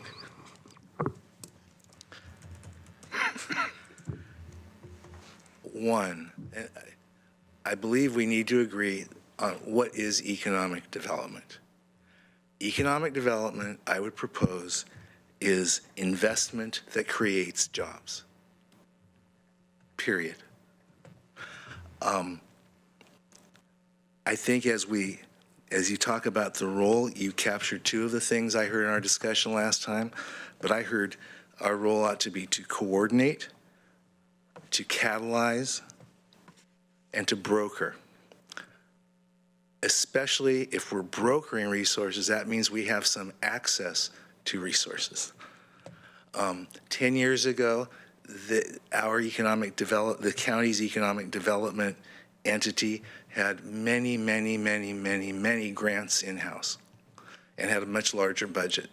I heard you mention people need grants, but I know that in our discussion yesterday, I asked about the Community Development Block Grant, and I was told that we don't have the capacity in-house even to put in the work sometimes that you need to put in to access grants for us and for many of the communities of Lane County.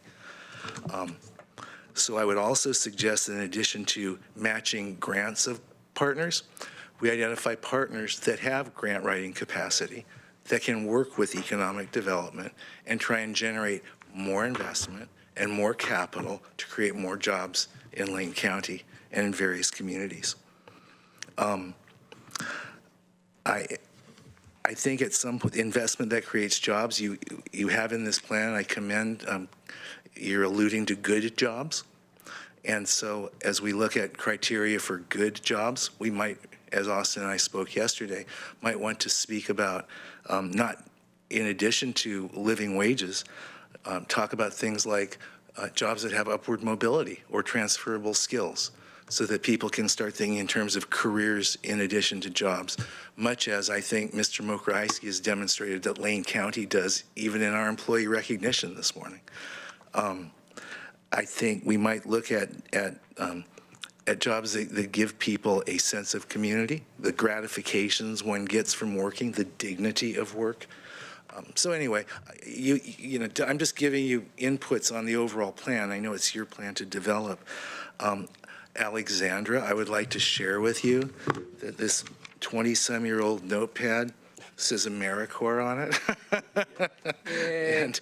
and it comes from when I had an AmeriCorps volunteer who actually was a woman who had a felony background and no one would hire her. And we actually hired her. She did a lot of work not dissimilar to what you're doing. And she now is has her own business, is far wealthier than I am, and is one of the long-standing board members of the Lane ESD Board of Education. So I just wanted to share that with you. But those are my inputs as it relates to economic development in terms of a definition, a role, something that you can work with, and perhaps looking at what I think is really the ultimate issue, which is money, which is Oregon is undercapitalized, Lane County is undercapitalized. I think one of the criteria for example, giving that grant to Oregon Rain ought to be specifically how much capital have they facilitated, be it loans, angel investors, grants, however it looks, into local businesses, right? Because that's the investment part. And then the second part, the criteria always ought to be how many jobs were created. And that's my input for what it's worth. Yep, Commissioner Farr. Thank you. And I'm not going to give a great deal of input. I trust and value, and highly impressed by the work that you've been doing since you came to Lane County, Austin. I view your work with awe, and watching and hearing, well, Alexander doesn't make a lot of noise, but watching your work and finding out that you're a part of the RARE AmeriCorps program, I didn't know that, actually, and I'm impressed by that. I, too, worked with AmeriCorps when I was the director of Food for Lane County. AmeriCorps was very active with us, and we had an AmeriCorps volunteer who helped us build our strategic plan, for instance. It's amazing the value that you bring for the time that is allocated to you and the space that's allocated to you. Thanks for doing that. The only thing that I would add is that something that you know already, because Austin's demonstrated this, and I'm sure that you and he are in communication, sometimes it surprises you where economic development may be happening, even without us knowing it's beginning to happen, without the stimulus that we can provide. And sometimes that stimulus can be a catalyst to help project people into the future. And, you know, looking at local, small garage businesses that can ultimately become relatively large employers. You're not unaware of that, and it is happening all the time. And I'll point out one that's inside the city limits of Eugene right now, but it's just a block or two from here, that a couple of years ago was in a garage and now has 28 full-time benefited employees. And it's growing potentially to double that number in the next year, providing green products internationally as the largest customer of Jo-Ann Fabrics. Right here, I mean, if I could hit a golf ball, I could hit their front windows from here, is how close they are. So not ignoring and not being, ignoring is not the right word, but not being unaware of what is happening in a garage. People who may not know that we're here to help, who potentially are going to be out there. It takes a little bit of time, takes a little bit of digging and effort, but once the word is out that we are willing, ready to help, and we're encouraging people, particularly outside of city limits, to build their business and employ people and provide high-value products nationwide in a structure that's going to benefit not just the community but the entire region. It's amazing what we can do. And I'm not going to give you any advice, but I do listen with wide open ears to Commissioner Burney, who's had to spend a great deal of time helping develop businesses from this big to this big. And you know, we have a great future ahead of us. Thank you. Thanks for spending your time here. Can I ask you one more question? How long are you going to be with us? So I'm going to be here for, my stint is 11 months. That's a typical AmeriCorps time. And I think I end around September. Around September? Yeah. Okay, excellent. I And believe you're, September 30th, but don't quote me on that, believe on it's that date. 11:30 a.m. on September 30th. Okay. My experience with AmeriCorps is that you do have things right down to the minute, typically. So you're a student at the University of Oregon currently, or? No, You I were used to be a student at the University of Oregon, but I am currently a full-time employee, or I guess volunteer that you guys label it, but it's a full-time employee position. Well, we are blessed to have you here. Thank you. Thank you. I will say, we had planned to bring a RARE on while we were fully staffed, which would have been really exciting, and then we had some turnover in our office, and so not only has the quality of her work been really excellent, if she wasn't here, our economic development team would be down to just me, and we are always small and mighty, even when fully staffed, but that is pushing it, and so we couldn't have brought on a RARE at a better time, really, and it's something we're looking to continue doing. Commissioner Burney. Thank you, Chair. Thank you, Small and Mighty. I would just like to add one more thing, if I may, and Commissioner Farr's remarks spurred it. You have in there as an impact industry, green jobs. I would like to propose, whether it's the federal level, the state level, or the local level, there is no industry called green jobs. There are industries that, based upon their sustainability practices or their carbon footprints, the jobs are, they're jobs. So for example, Commissioner Farr mentioned 28 people working in this one small company that's what you mentioned to me, I think, this zero or very few carbon emissions in terms of their product processes. They all have green jobs. They're jobs. Electricians that are installing solar, those are green jobs, but they're jobs. So I just as you move forward, please don't make the mistake of calling that an industry. And I have other questions, but I'm not as knowledgeable about those as it relates to calling technology an industry, as opposed to skills that are in every industry, public and private. So I just think that kind of thinking, as we develop categories, would be appropriate to consider. Thank you. Commissioner Bozic. Thank you. Thank you. It's pretty interesting to kind of some of the changes in access to capital and stuff that have happened over the years. Back in the 2000s, I was on the Lane Economic Committee as a citizen member and then the representative for Lane Community College to that group. And they had a function then where they used to rank projects, for submitting to the state for grants and all that stuff. And that kind of went away as that grant program disappeared. Then I came on as a board of commissioner and I became part of our Lane Economic Development Standing Committee, which now is no longer functional because it used to grant out video lottery money that has been redesignated to everything in the world other than economic development nowadays. And some of those grants I remember giving, Sweet Creek Foods, located unincorporated Lane County. Camas Country Mill, located in unincorporated Lane County. And I could probably count down, the various things. With those, we're adding jobs in rural Lane County in all those grants, and those are some pretty unique companies. I mean, Sweet Creek Foods specializes in organic pickles to salsa, I think, and is out there on Scheffler Road in the middle of nowhere. And Camas Country Mill's become a huge company in a lot of ways, and it actually has a location up in Washington State now too, a second mill.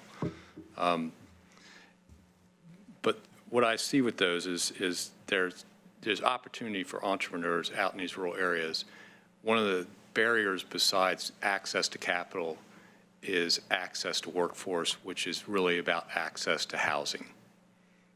And particularly when you talked about one of the sectors up there being tourism, and some of these communities that were formerly natural resource communities, either timber, fishing, mining, you name it, Oak Ridge or Florence, tourism's becoming the big industry there. Service jobs don't necessarily pay that well, and tourist areas tend to be high housing cost areas. So trying to work into our economic development plan any way we can to support workforce housing in those areas that are tourism dependent, whether it's up in the Blue River area or it's up in Oak Ridge or down in Florence or in the Mapleton area. That to me is a really important issue. And part of that, when you some of the strategies you had up there was about advocacy. We need to work as a board towards things like the ability to put in accessory dwelling units on RR property. That could add so much workforce housing to some of these rural tourism-dependent areas that don't necessarily have the ability to grow within a city because, the city of Florence and Dune City are pretty limited by things like, tsunami zones and floodplains, beaches and dunes overlays and everything else that make it really difficult to expand. But there's enough rural residential within 10 miles of those cities that if people started building ADUs, there'd be a whole lot of workforce housing available, low-cost workforce housing. So it's, we have to get beyond this. Everything has to happen inside a city somewhat and help these folks have a workforce available to them. Yeah. Thank you. And I think, on the housing front, last year, our rural communities gathered with developers, market rate, and affordable housing developers to hear from them what they needed to develop housing in rural Lane County. And all of them, it was a list of 4 things, not ranked in terms of importance, but MUPD, waived SDCs, donated land, and expedited permitting. And you are seeing a lot of the rural communities right now really take that to heart. And so Cottage Grove is a good example. They are in the process of hopefully adopting their own MUPD. They will be coming to the board next month, I believe it's scheduled for. They also have expedited permitting. Faye Stewart's been really great with his permitting process there. They also are developing a waived SDC program, and that is starting to trickle out into the other communities. They're seeing the effectiveness of that. Cottage Grove has 3 housing developments in the works. Florence has several. Coburg has several. We were just out touring Oak Ridge, and they had some new housing developments as well. And so you really are seeing the need come to fruition in the policies that they're passing. And so we are working with all of them to support those processes, as well as look at other ways to incentivize and support workforce housing. But you're right, for our tourism-dependent communities, especially on the outer edges or the McKenzie, they're very dependent on tourism and recreation. It's the lifeblood for much of the year, but they have shoulder seasons where the workforce disappears. And so how to recreate housing that is accessible to seasonal workers has become critical. And then also, how do we, create job opportunities to keep the workforce there year round? So Oak Ridge is a good example. They see this sort of mountain biking industry coming in and really are the anchor of mountain biking in the Pacific Northwest at this point.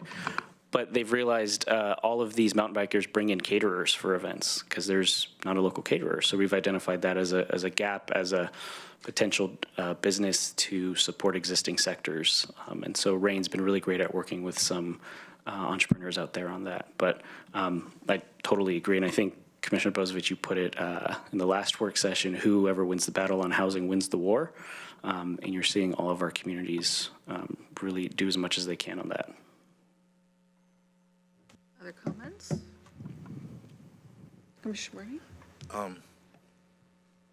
I want to ditto Commissioner I remember Commissioner Bozievich said economic development is housing, housing, housing, if I recall that correctly. So I ditto that. What have you done on what is the status of developing an advisory body for economic development for the county? I remember that was discussed at the last work session. We've talked about it a bit internally. We honestly haven't put something together yet. That's something we're hoping to have further discussions about.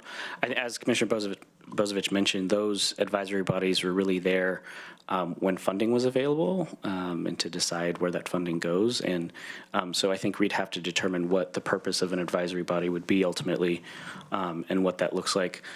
There's also a bit of fatigue, I think, from having so many committees and advisory bodies around the region that I think we'd want to be really clear on what it's doing and what the value proposition is. My experience in government is that you get advisory bodies to dispense dollars. My experience in other sectors is fundamentally different. You develop strategically advisory bodies to reach into the resources of other groups and other sectors of the economy as it relates to the interests that we are trying to advance. And I think this might be appropriate for economic development. I think that's what, just, Chair, if it's all right, what we really want to understand from the board is we're trying to get to, tell us what you want to accomplish, and then we can develop a series of options for you to consider to accomplish that. So if the goal is to provide, to get feedback from some key stakeholders around how to tap into resources to provide capital, that's helpful for us to understand so that we can then design some options to achieve that outcome, as opposed to let's create an advisory body, because what that advisory body is going to do, that is not an outcome, right? The advisory body is not an outcome. The advisory body is a group of people that are going to serve a role. But what's really important is that we understand what is that role, what's the result we want to accomplish. So that feedback from the board would be really helpful. If you feel really strongly, if the majority of the board feels really strongly, we want an advisory body, we'll go do that. I think that was an idea that was proposed at the last work session without a lot of direction. And all I'm suggesting is tell us what the results are that you want to achieve, and then we can bring back to you what we believe would be the outputs that would be best placed to achieve those results. I think we've heard a lot of results we want to achieve from the discussion today. Commissioner Sorensen? Thank you. I agree we should be very careful if we're going to create some sort of economic development advisory committee, like what is it and who's on it, and what is its purpose. I do think there is an important role for that Economic Development Advisory Committee. And that is that we need to adjust our plan because of changed circumstances. Right now, we have a very low, effective low unemployment rate. That generally means that the public is not seeing the need for economic development nearly as much as policymakers see the need for it. So one thing that a quarterly update to our economic development plan could be, or semi-annual, or whenever it's done, is that ahead of that review, ahead of the staff presentation of that, could be an economic development advisory committee that says, oh, in light of these changed circumstances, you might consider this or that. So that the advisory process is ahead of and is considered by the staff in bringing an update to the plan. Another benefit of an outside advisory committee is that you can select a number of sort of people from different stakeholders. Maybe in the case of economic development, it would be the people that are doing the economic development work, perhaps someone from a city, or the people that are funding it, perhaps a banker, perhaps someone with experience in dealing with the state or federal economic development funding sources, so that the policymakers get a recommendation from you that's based in part on your own knowledge and your expertise, but also based upon outside, and think about it in terms of, well, what do we want this group to do? Well, we really wanted it to be on top of trends, on top of what's working, what's not working, and providing advice to you and the board, and then after you get it quarterly or semi-annually, bringing it to the board. So that's the way I think of it. I don't think of it as making decisions about allocating the money. I think of it as a bigger, higher level, and where outside perspective would be valuable. Any other comments? Commissioner Farr? Thanks. And I'll be really brief, but an advisory body has to consist of talented people who can bring value to the organization. And the charge of the advisory body has to be such that it would attract talented people who were willing to spend the necessary time. I trust your process moving forward with that. We had an advisory body, and I just wanted to point out that each county commissioner made a selection on that advisory body, which is long since kind of fizzled away. But my selection for the advisory body is one of the principles of that business that is a golf shot away from here. So talented people are all around us, talented people who can give us their expertise at no charge to the county other than staff time involved to organize their work. And just to point out that, Austin, you are standing on the shoulders and looking above the forest, just standing on the shoulders of Glenda Pauling and of Sarah Means and of Kathy Dyer, who have given you a great foundation to move us into new highs and a new future. And I'm saying this for the third time, I trust your work. I admire your work, and I'm pleased with the job you're doing. Thank you. Thank you, Commissioner Farr.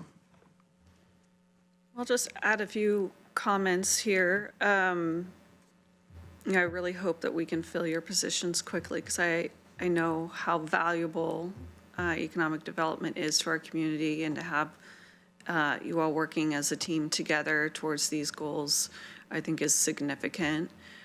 I've been honored to be one of the champions for Speed Up America, which you had a slide up for. And, that project has more significant impact, potential significant impact, than I think came across in that particular slide. And I look forward to its further implementation. It's currently not only Oregon, but Washington and Idaho are all in play. And it does show who is and isn't getting service, by whom, how fast, by region, by congressional district, by representative district, by Senate district, by town, and all the way down to census tract. So this is significant information for our elected officials to know as we try to lobby for more federal dollars to come our way for implementation of rural broadband throughout our communities and especially our rural areas. And I'm really looking forward to how we can continue that effort. As we know, one of the hindrances of living in rural Lane County, who could contribute to all this great economic development, is access to internet. And being able to even begin a business without internet nowadays is no longer competitive. They have to be able to be competitive to be able to function as a business. Even if it is a cafe, you need to be able to process your income received. So, of course, I'm very passionate about rural internet. I live in unincorporated Lane County, and I can hardly work in my house and come into town to do so. So I feel that pain of many people who can't reach internet, and that's because of our lovely trees and hills and mountains, which I can't complain about. In addition to that, when I was working on economic development before being a commissioner, some of the hindrances in small towns were some dilapidated vacant buildings. And part of the problem was the buildings would have some functions that could make it good for or business friendly, and some functions that it didn't have. For example, there are buildings where people want to do a little bit of manufacturing or wood shop. The shell was good, but it didn't have a dock. You don't have a dock, you can't bring material. The dock was like 50 grand or whatever they priced it out for. But where do you get that 50 grand? Does Business Oregon have it? Well, not always. Sometimes you might be able to find some money like that. But it was just small investment dollars that really meant a big deal to the community and could make a big impact. And I think that still continues today. I don't know how that is necessarily incorporated in your language, but that kind of support for those buildings or being able to get rid of those blighted areas will make a significant impact in those smaller communities. And the last thing I wanted to touch base on was affordable childcare. When we're talking about economic development in our community, we cannot leave that out of the conversation. That is a vital component to having a strong workforce, no matter where you live. And it's felt just as, it's as big of an impact in metro centers as it is in rural communities, especially if rural communities don't have school 5 days a week. And I know that Regional Solutions has started some statewide discussions about that. I would like to see how Lane County can participate in those discussions or bring feedback back to our board as to where that might take us, because it is a larger conversation than just the county. Clearly, it's a national issue, but something that I would like to touch upon a little bit more than we have. Thank you. Just to respond to a few of the things you've brought up, thank you for pointing out rural broadband and Speed Up America. It is unlike really any other, fiber-based broadband is unlike any other technology we've seen in terms of the economic opportunity it provides to rural communities, not just in terms of jobs, but education, healthcare, and a really high quality of life. And communities that don't have high-speed broadband or fiber-based broadband are really falling behind in today's technology-driven world. And so we've been working closely with Veneta on their Middle Mile project and hope to have that wrapped up shortly. And we are also fully moving forward on implementing Speed Up and spreading the word to gather more data. On the sort of strategic rural investments topic you brought up, what I'm really excited about Alexandra's work is doing those types of things. So the identification of gaps, I think, fits in well with what you've identified. You're right, it doesn't have to be large investments. They can be very small but impactful investments. And so as we continue to embed in these communities and do these workshops in these communities, we are finding more and more of those gaps that strategic investments from the county can fill and have a pretty regional or communal benefit. So we're really excited to keep doing that work. And then on the affordable childcare piece, you're right, Regional Solutions is taking up some of that work. I can follow up with them and talk about how we can support a more localized effort. Thank you. Commissioner Farr? Just to say this, Chair Buck, plus 10 on the affordable childcare, only 10 because that's all the fingers and thumbs I have. It is really, you pointed out in a very clear fashion how significant it is to any kind of economic development. If we don't have affordable childcare that goes beyond school days, way beyond school days, then how can we possibly hope to engage our entire workforce? It's not going to happen. So plus 10 on that one. The other thing I'll mention is that I recently had a tour of a town that we don't talk about very much, and that is West Fir. And to see the unused infrastructure there, buildings that may seem dilapidated but aren't, very usable buildings in West Fir. Bob Newland took me and Bobby Green on a tour of West Fir, and it's really a cool little town just waiting for development.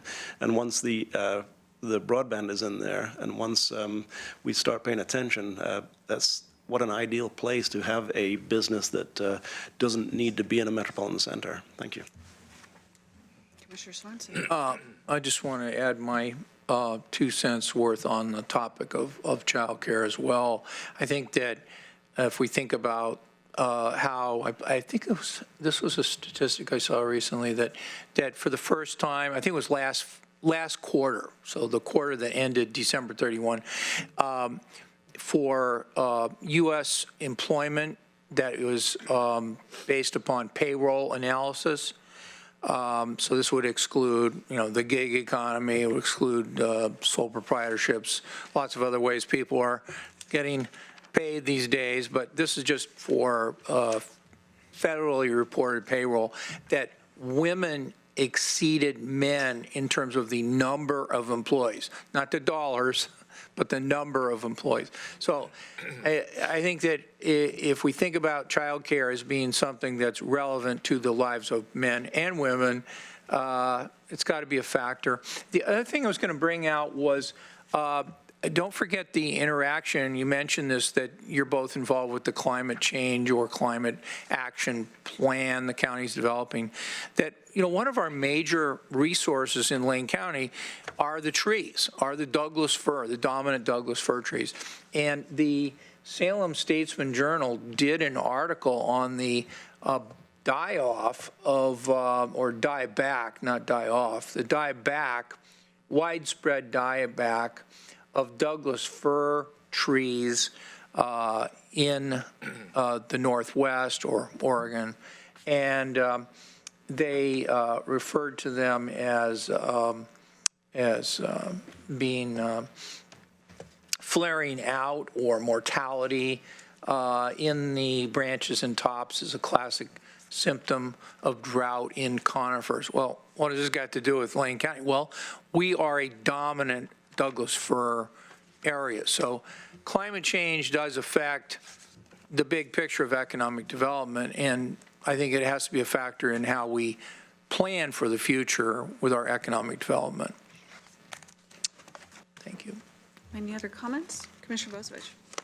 So one last thing, and it's not necessarily for you in the plan, but I just want to make note of this again because I made note of it while we were in our budget kickoff meeting. Springfield's first step towards redeveloping their downtown was reestablishing their law enforcement and law and order downtown to make people feel safe. And as we talk about our rural economic development, we can't not talk about our lack of law enforcement in rural areas, or almost non-existent law enforcement in rural areas. I know rural businesses that have lost over $10,000 in a single metal theft. Because somebody thought it was a smart idea to cut the radiator out of a Caterpillar generator, for the copper. It's not a cheap thing to replace. So we as a board need to work on that issue. I don't think you can do that in your economic development plan, but we have to understand that the basis of our economic system is having the rule of law. And, one of the things we talked about earlier when we were praising our folks from PMP is our ability to help people turn their lives around and make their lives whole again. Early intervention through early law enforcement is also one of the ways you prevent people from going too far down the path of drug addiction and mental health issues. That's our workforce too. It's not just about housing someone, it's also about keeping our workforce whole. And lack of law enforcement in our rural areas is not helping with that. It's allowing the scourge of methamphetamine to continue to spread and take people that are employable and make them absolutely unemployable. So we as a board need to not forget how integral law enforcement is to economic development. Any other comments? I do have a question before we wrap up. We've talked about a lot of good revisions and things to add into our plan. Was there anything the board felt was not relevant? Just acknowledging staff's capacity as we keep adding more and more to the plan, it can be harder to manage at times. So is there anything that you feel is no longer relevant?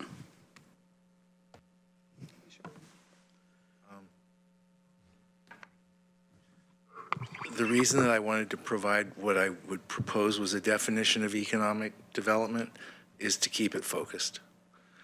Obviously, the issues that have been brought up here, from affordable childcare to housing to law enforcement, all relate to the quality of life and to the economic opportunities.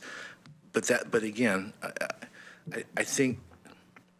I don't think we've added that much, honestly, from everything I've heard.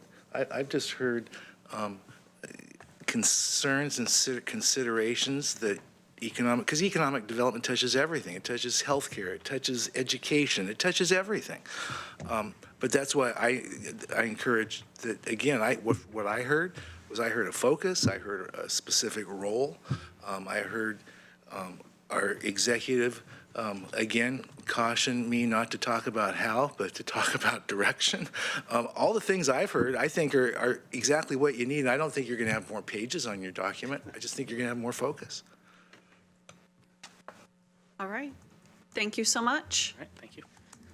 We have a few minutes till our 11:30 time certain, so we can go to Commissioner's business announcements. Any announcements? Commissioner Vojtovich. I'll just let the rest of the board know that the AOC Legislative Committee, first the Governance Committee and then the Legislative Committee, approved a draft resolution to NACO concerning the clarification that third-party claims should be covered under the Federal Tort Claim Act for our federally qualified health centers, and I am planning to attend the NACO Legislative Conference to carry that resolution to whatever committee NACO assigns it to. But that is moving forward, and hopefully we can at least get clarification in the federal act, and that'll help provide direction to the court system in our ability to to make sure our risk in providing those services is not excessive and we can continue to provide those critical services. Very good. Any other announcements? Commissioner Madam Chair, Farr? I'll reserve my announcement or my other business that I stated earlier until the end of the meeting. Okay. When we have a little bit more time. And it's good to see the well-showered Sheriff's Department arriving. Yeah. That's not what we were told. Oh, yes, announcements, yes. I learned from Chair Buck, but I want to confirm this, that I will be accepted as. Yes, you were formally on the board of AOC yesterday as everybody voted all the new participants in. So I guess I missed my first meeting because I didn't know I was Yes. on the board since it hadn't occurred yet. If that's the case, my intention is also to then, I've been waiting on this, pending this, to participate in the NACO Legislative Conference, and I'd like to join Commissioner Vojtovich as it relates specifically to that item and hammer that as hard as I can for us and for really all the counties in our state. I would like to share that that Springfield Mayor Lundberg gave her State of the City address last night, that Wayfair Market was identified as the large business of the year in Springfield, that the Busy Bee Restaurant was identified as the small business of the year in Springfield, and that's all I have to share. Thank you. Any agenda team requests? I have one agenda team request. Some of us on the board have heard that there is going to be a dedication later this year for the USS Oregon. As a military spouse from the Navy, I have been approached, I think most of the counties have been approached for their boards to help sponsor, which is a Navy submarine, sponsor its commissioning, which should be in the fall of this year, although they don't have a specific date yet, in Groton, Connecticut, and their ask is $500. I would be happy to share the $500 from my personal commissioner account, but I think it would be really important that it be something that the board as a whole really is interested in supporting. And so my ask is if it's okay to donate on behalf of the whole board in support of USS Oregon. It's really once in a lifetime opportunity to be a part of. I'd be happy either to share, 100 from my commissioner's account. If we each did 100, that's your 500 or something. So I guess we don't get a plank, but still it's pretty cool to be part of the commissioning. Well, for 200, we got a plank. If you want to attend the commissioning, which my husband and I are seriously considering, there are other donation asks for that at different varying levels, but however we want to do it, it would be my pleasure to let them know that we're interested in doing that. Commissioner Sorensen. Yeah, I'd like to be included. I think the suggestion of, $100 from the commissioners that want to contribute is a good one, so I'd like to do that. I'd also like Mr. Kyler to get on top of who is our contact with this and find out more about it. I've got all the material here. Okay. The contact information is here, and I will share it with everybody. Okay? And we can then direct Diana $100 from each of our accounts in support. Is that okay with Yes. you, Commissioner Bernie? Or is it a boomer? It's a tax sub.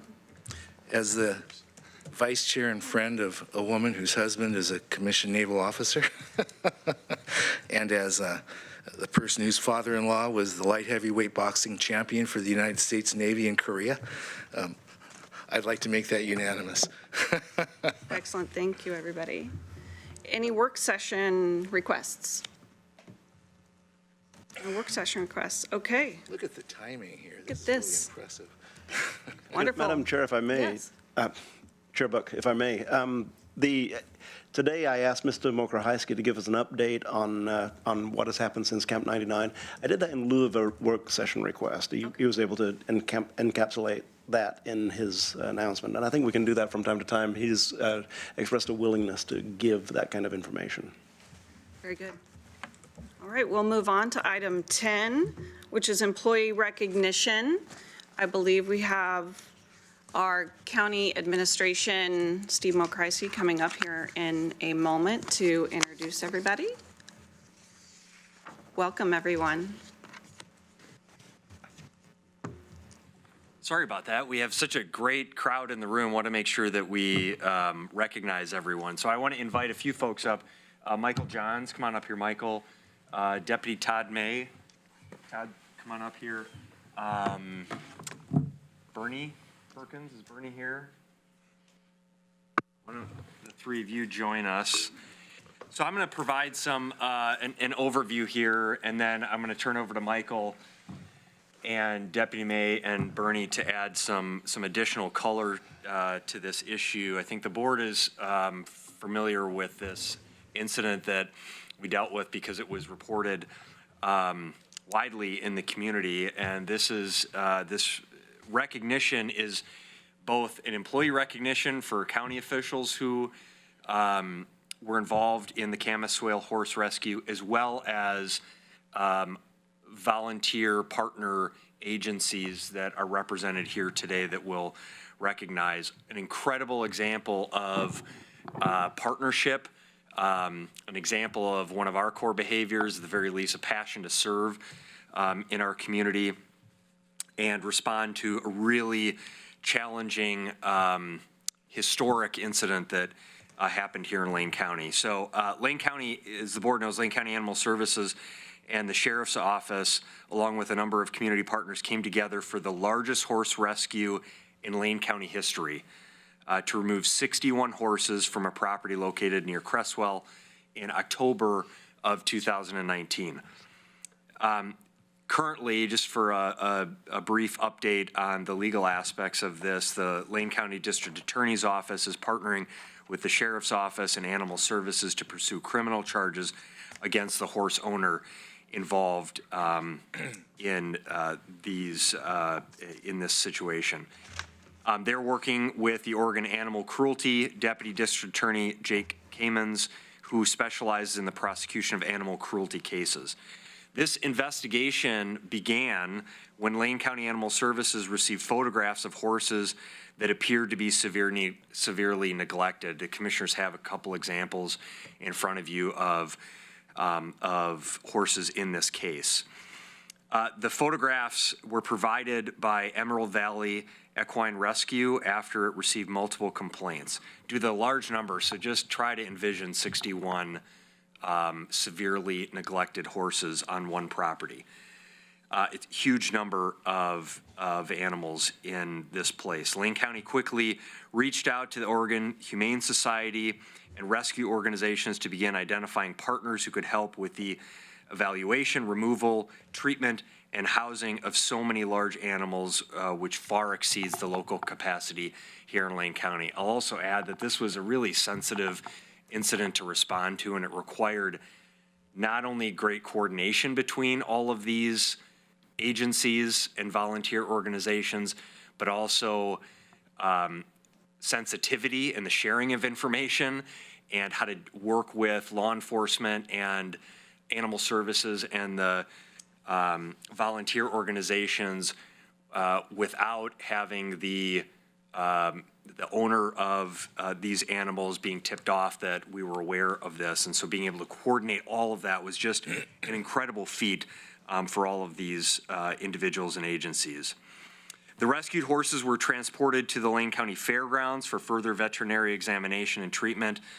Sound Equine Options, a Gresham-based rescue organization. So this tells you the expanse of the partnership because of the size of this incident, how far we had to really go to identify all the partners that we needed in this case to address the issue. Sound Equine Options from Gresham transported the horses to a facility near Portland. In addition to Sound Equine Options, Emerald Valley Horse Rescue, and Oregon Humane Society all assisted with the rescue operations.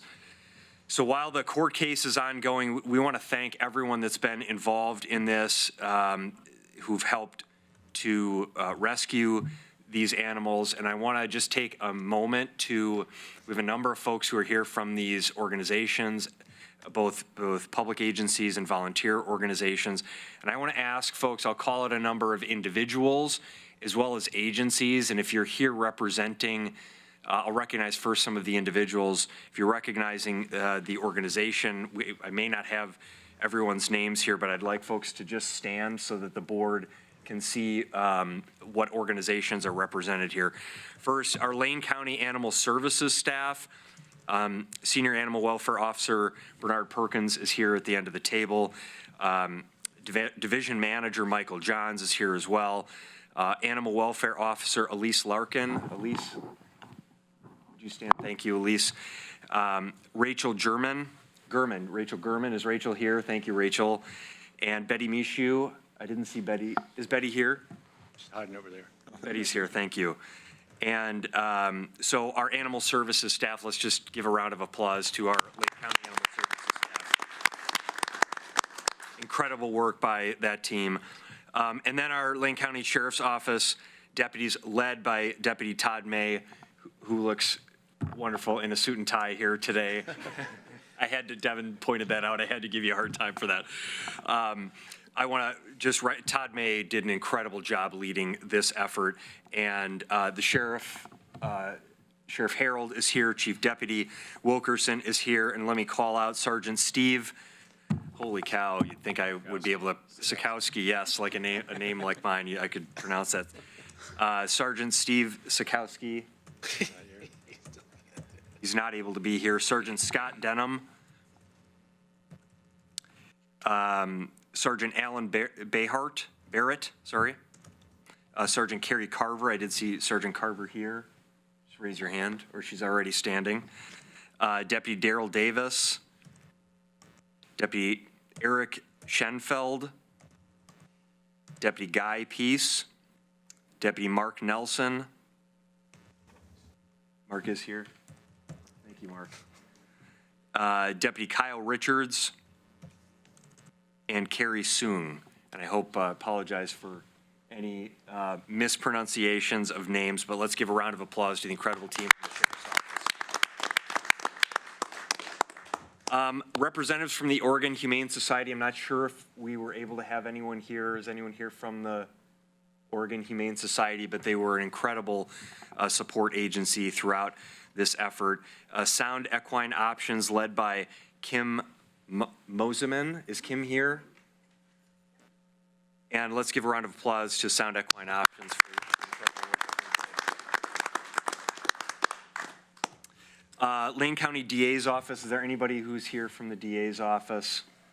Incredible coordination. We talked about the ongoing criminal charges that are being pursued there by the DA's office.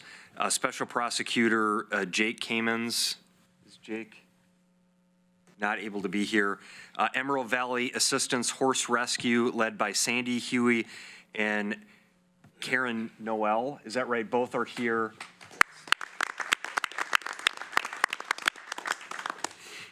Incredible work by Emerald Valley Assistance Horse Rescue.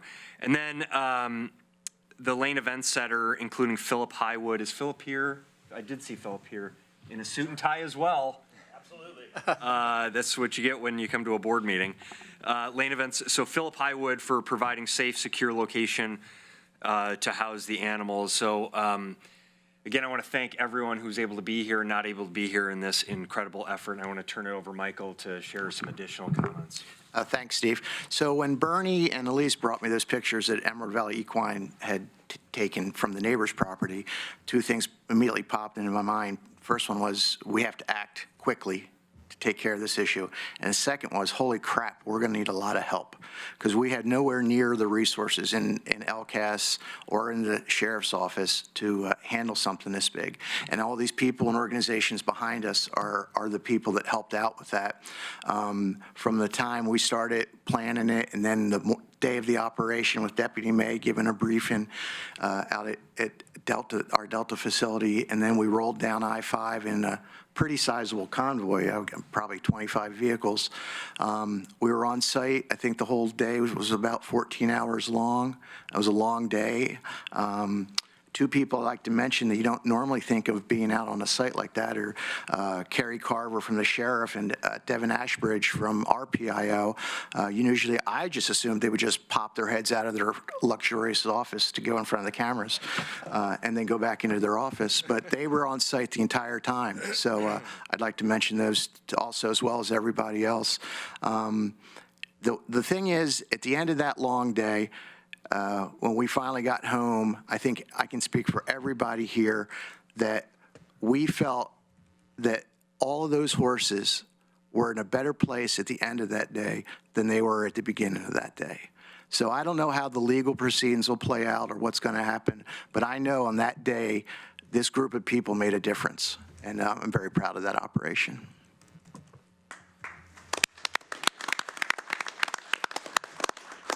I wouldn't have much to add to that other than it was an absolute honor to work with so many organizations, including Land Management was there on scene as well.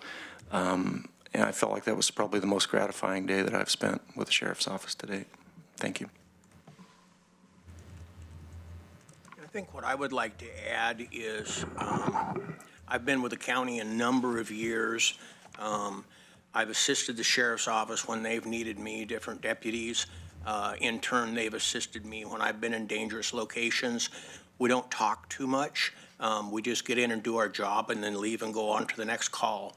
But this particular day, with everybody there, the rescues, the amount of people, the equine vets, the sheriff's office, I couldn't have been more proud to be a part of all of the people and everything that we did. We worked so well together.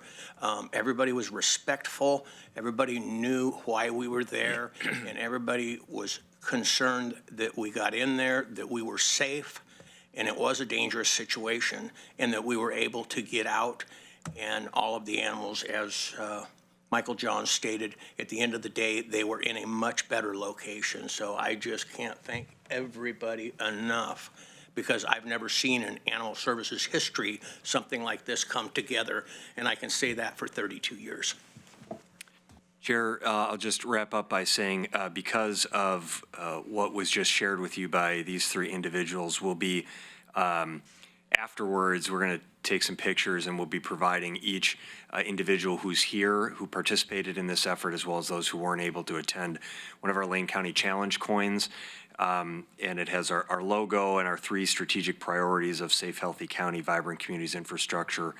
And then on the back is a rendering of the Curran Bridge, and it says Lane County Proud. And so for the reasons that you heard better articulated by these three individuals than myself, this group, this partnership, an example of response to a health and safety issue in our community, a historic issue in our community, is the kind of thing that makes all of us proud to live and work in Lane County. So thank you. Thank you very much. Any comments or remarks? Commissioner Farr. Thank you. I'm not going to be able to join you for pie upstairs. And that wasn't a surprise, was it? Oh, did I do a surprise? Well, we do have cake and pie. No, there's no I pie think the upstairs. deputy I'm mayor kidding about requested that. pie. Well, there's no pie, Deputy May.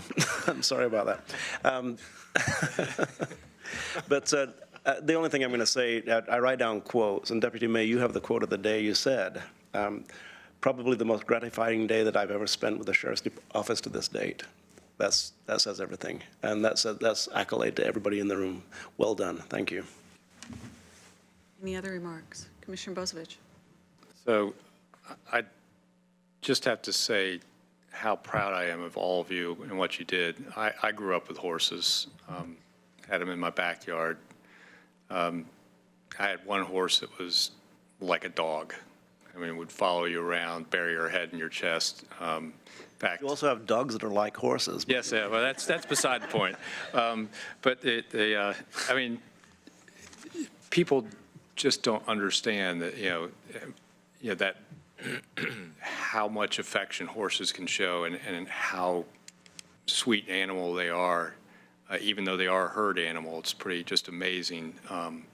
And to understand how poorly treated these horses were, and the fact that you guys stepped in and took care of that situation, and at the end of the day, those horses were in a better place. I love that particular quote, because it means so much to me, because I just, I was talking with Devin about it shortly after this broke, and you could just tell how devastating it was for her. And I imagine it was devastating for all of you to deal with this. And that almost PTSD of having to see animals in that kind of condition, particularly for people that appreciate, just how wonderful those animals can be. And I just want to say thank you personally for all the work all of you did, from the Sound Equine folks and Emerald Horse Rescue and the Humane Society to Bernie and Todd. You guys did a great job, and it was and at the same time taking a lot of heat. I mean, there were a lot of people that threw stones before they knew the whole story. I mean, my social media lit up with people accusing us of stealing people's horses and hiding them away and everything else. And until the news broke about finding the buried horses on the property, that kind of ended some of the heat I was taking. But, that sort of thing, it wasn't a comfortable job to do, and I just can't say enough about how much I appreciate what you all did for those horses. Commissioner Bird? I'm not proud, I'm honored to participate in an organization that you all are divisions of. I think every group, and probably those we don't know of, represented the best of humanity as it related to that activity. I'm presuming you didn't care who you were, who you worked for, where you were. So thank you. And sincerely, I think it was also a wonderful, in that I've been in not similar, but life and death kinds of situations. I think it's also has empowered each of you to know you did the right thing. And all I can say is I'm honored to be a part of the recognition. Thank you so much. Any other comments? Well, I'll just take a moment to say thank you. We owe you a huge debt of gratitude for all that work. This happened to be located in my district, East Lane, and I also had social media, of course, coming out from everywhere, phone calls. This was significant, as you've all stated. The depth of animal cruelty in this situation really just blows your mind. I want to give a special thank you also to the volunteers that came. I know that volunteers, you could easily be doing other things with your day and your time. But when it comes to situations like this, when you hear the call for help, you came. And that just is a huge debt of gratitude from us to be able to partner with you to get these horses in a much safer place. So, I'm also extremely proud of the team effort, and I can't imagine what it was like that day. I can only empathize as much as possible, seeing what you saw, but being able to react and get things done as fast as and safely as possible is so wonderful to hear. And I know it was the absolute right thing for you all to be able to do that. So thank you so very, very much. I welcome you all to Cake and Pie after this. We will recess our regular Board of Commissioner meeting to come and join you as much as we all can with those meetings. And we will also have some photos, I'm sure. So stick around if you can, and we'll recess the Board of Commissioner meeting until 1:30.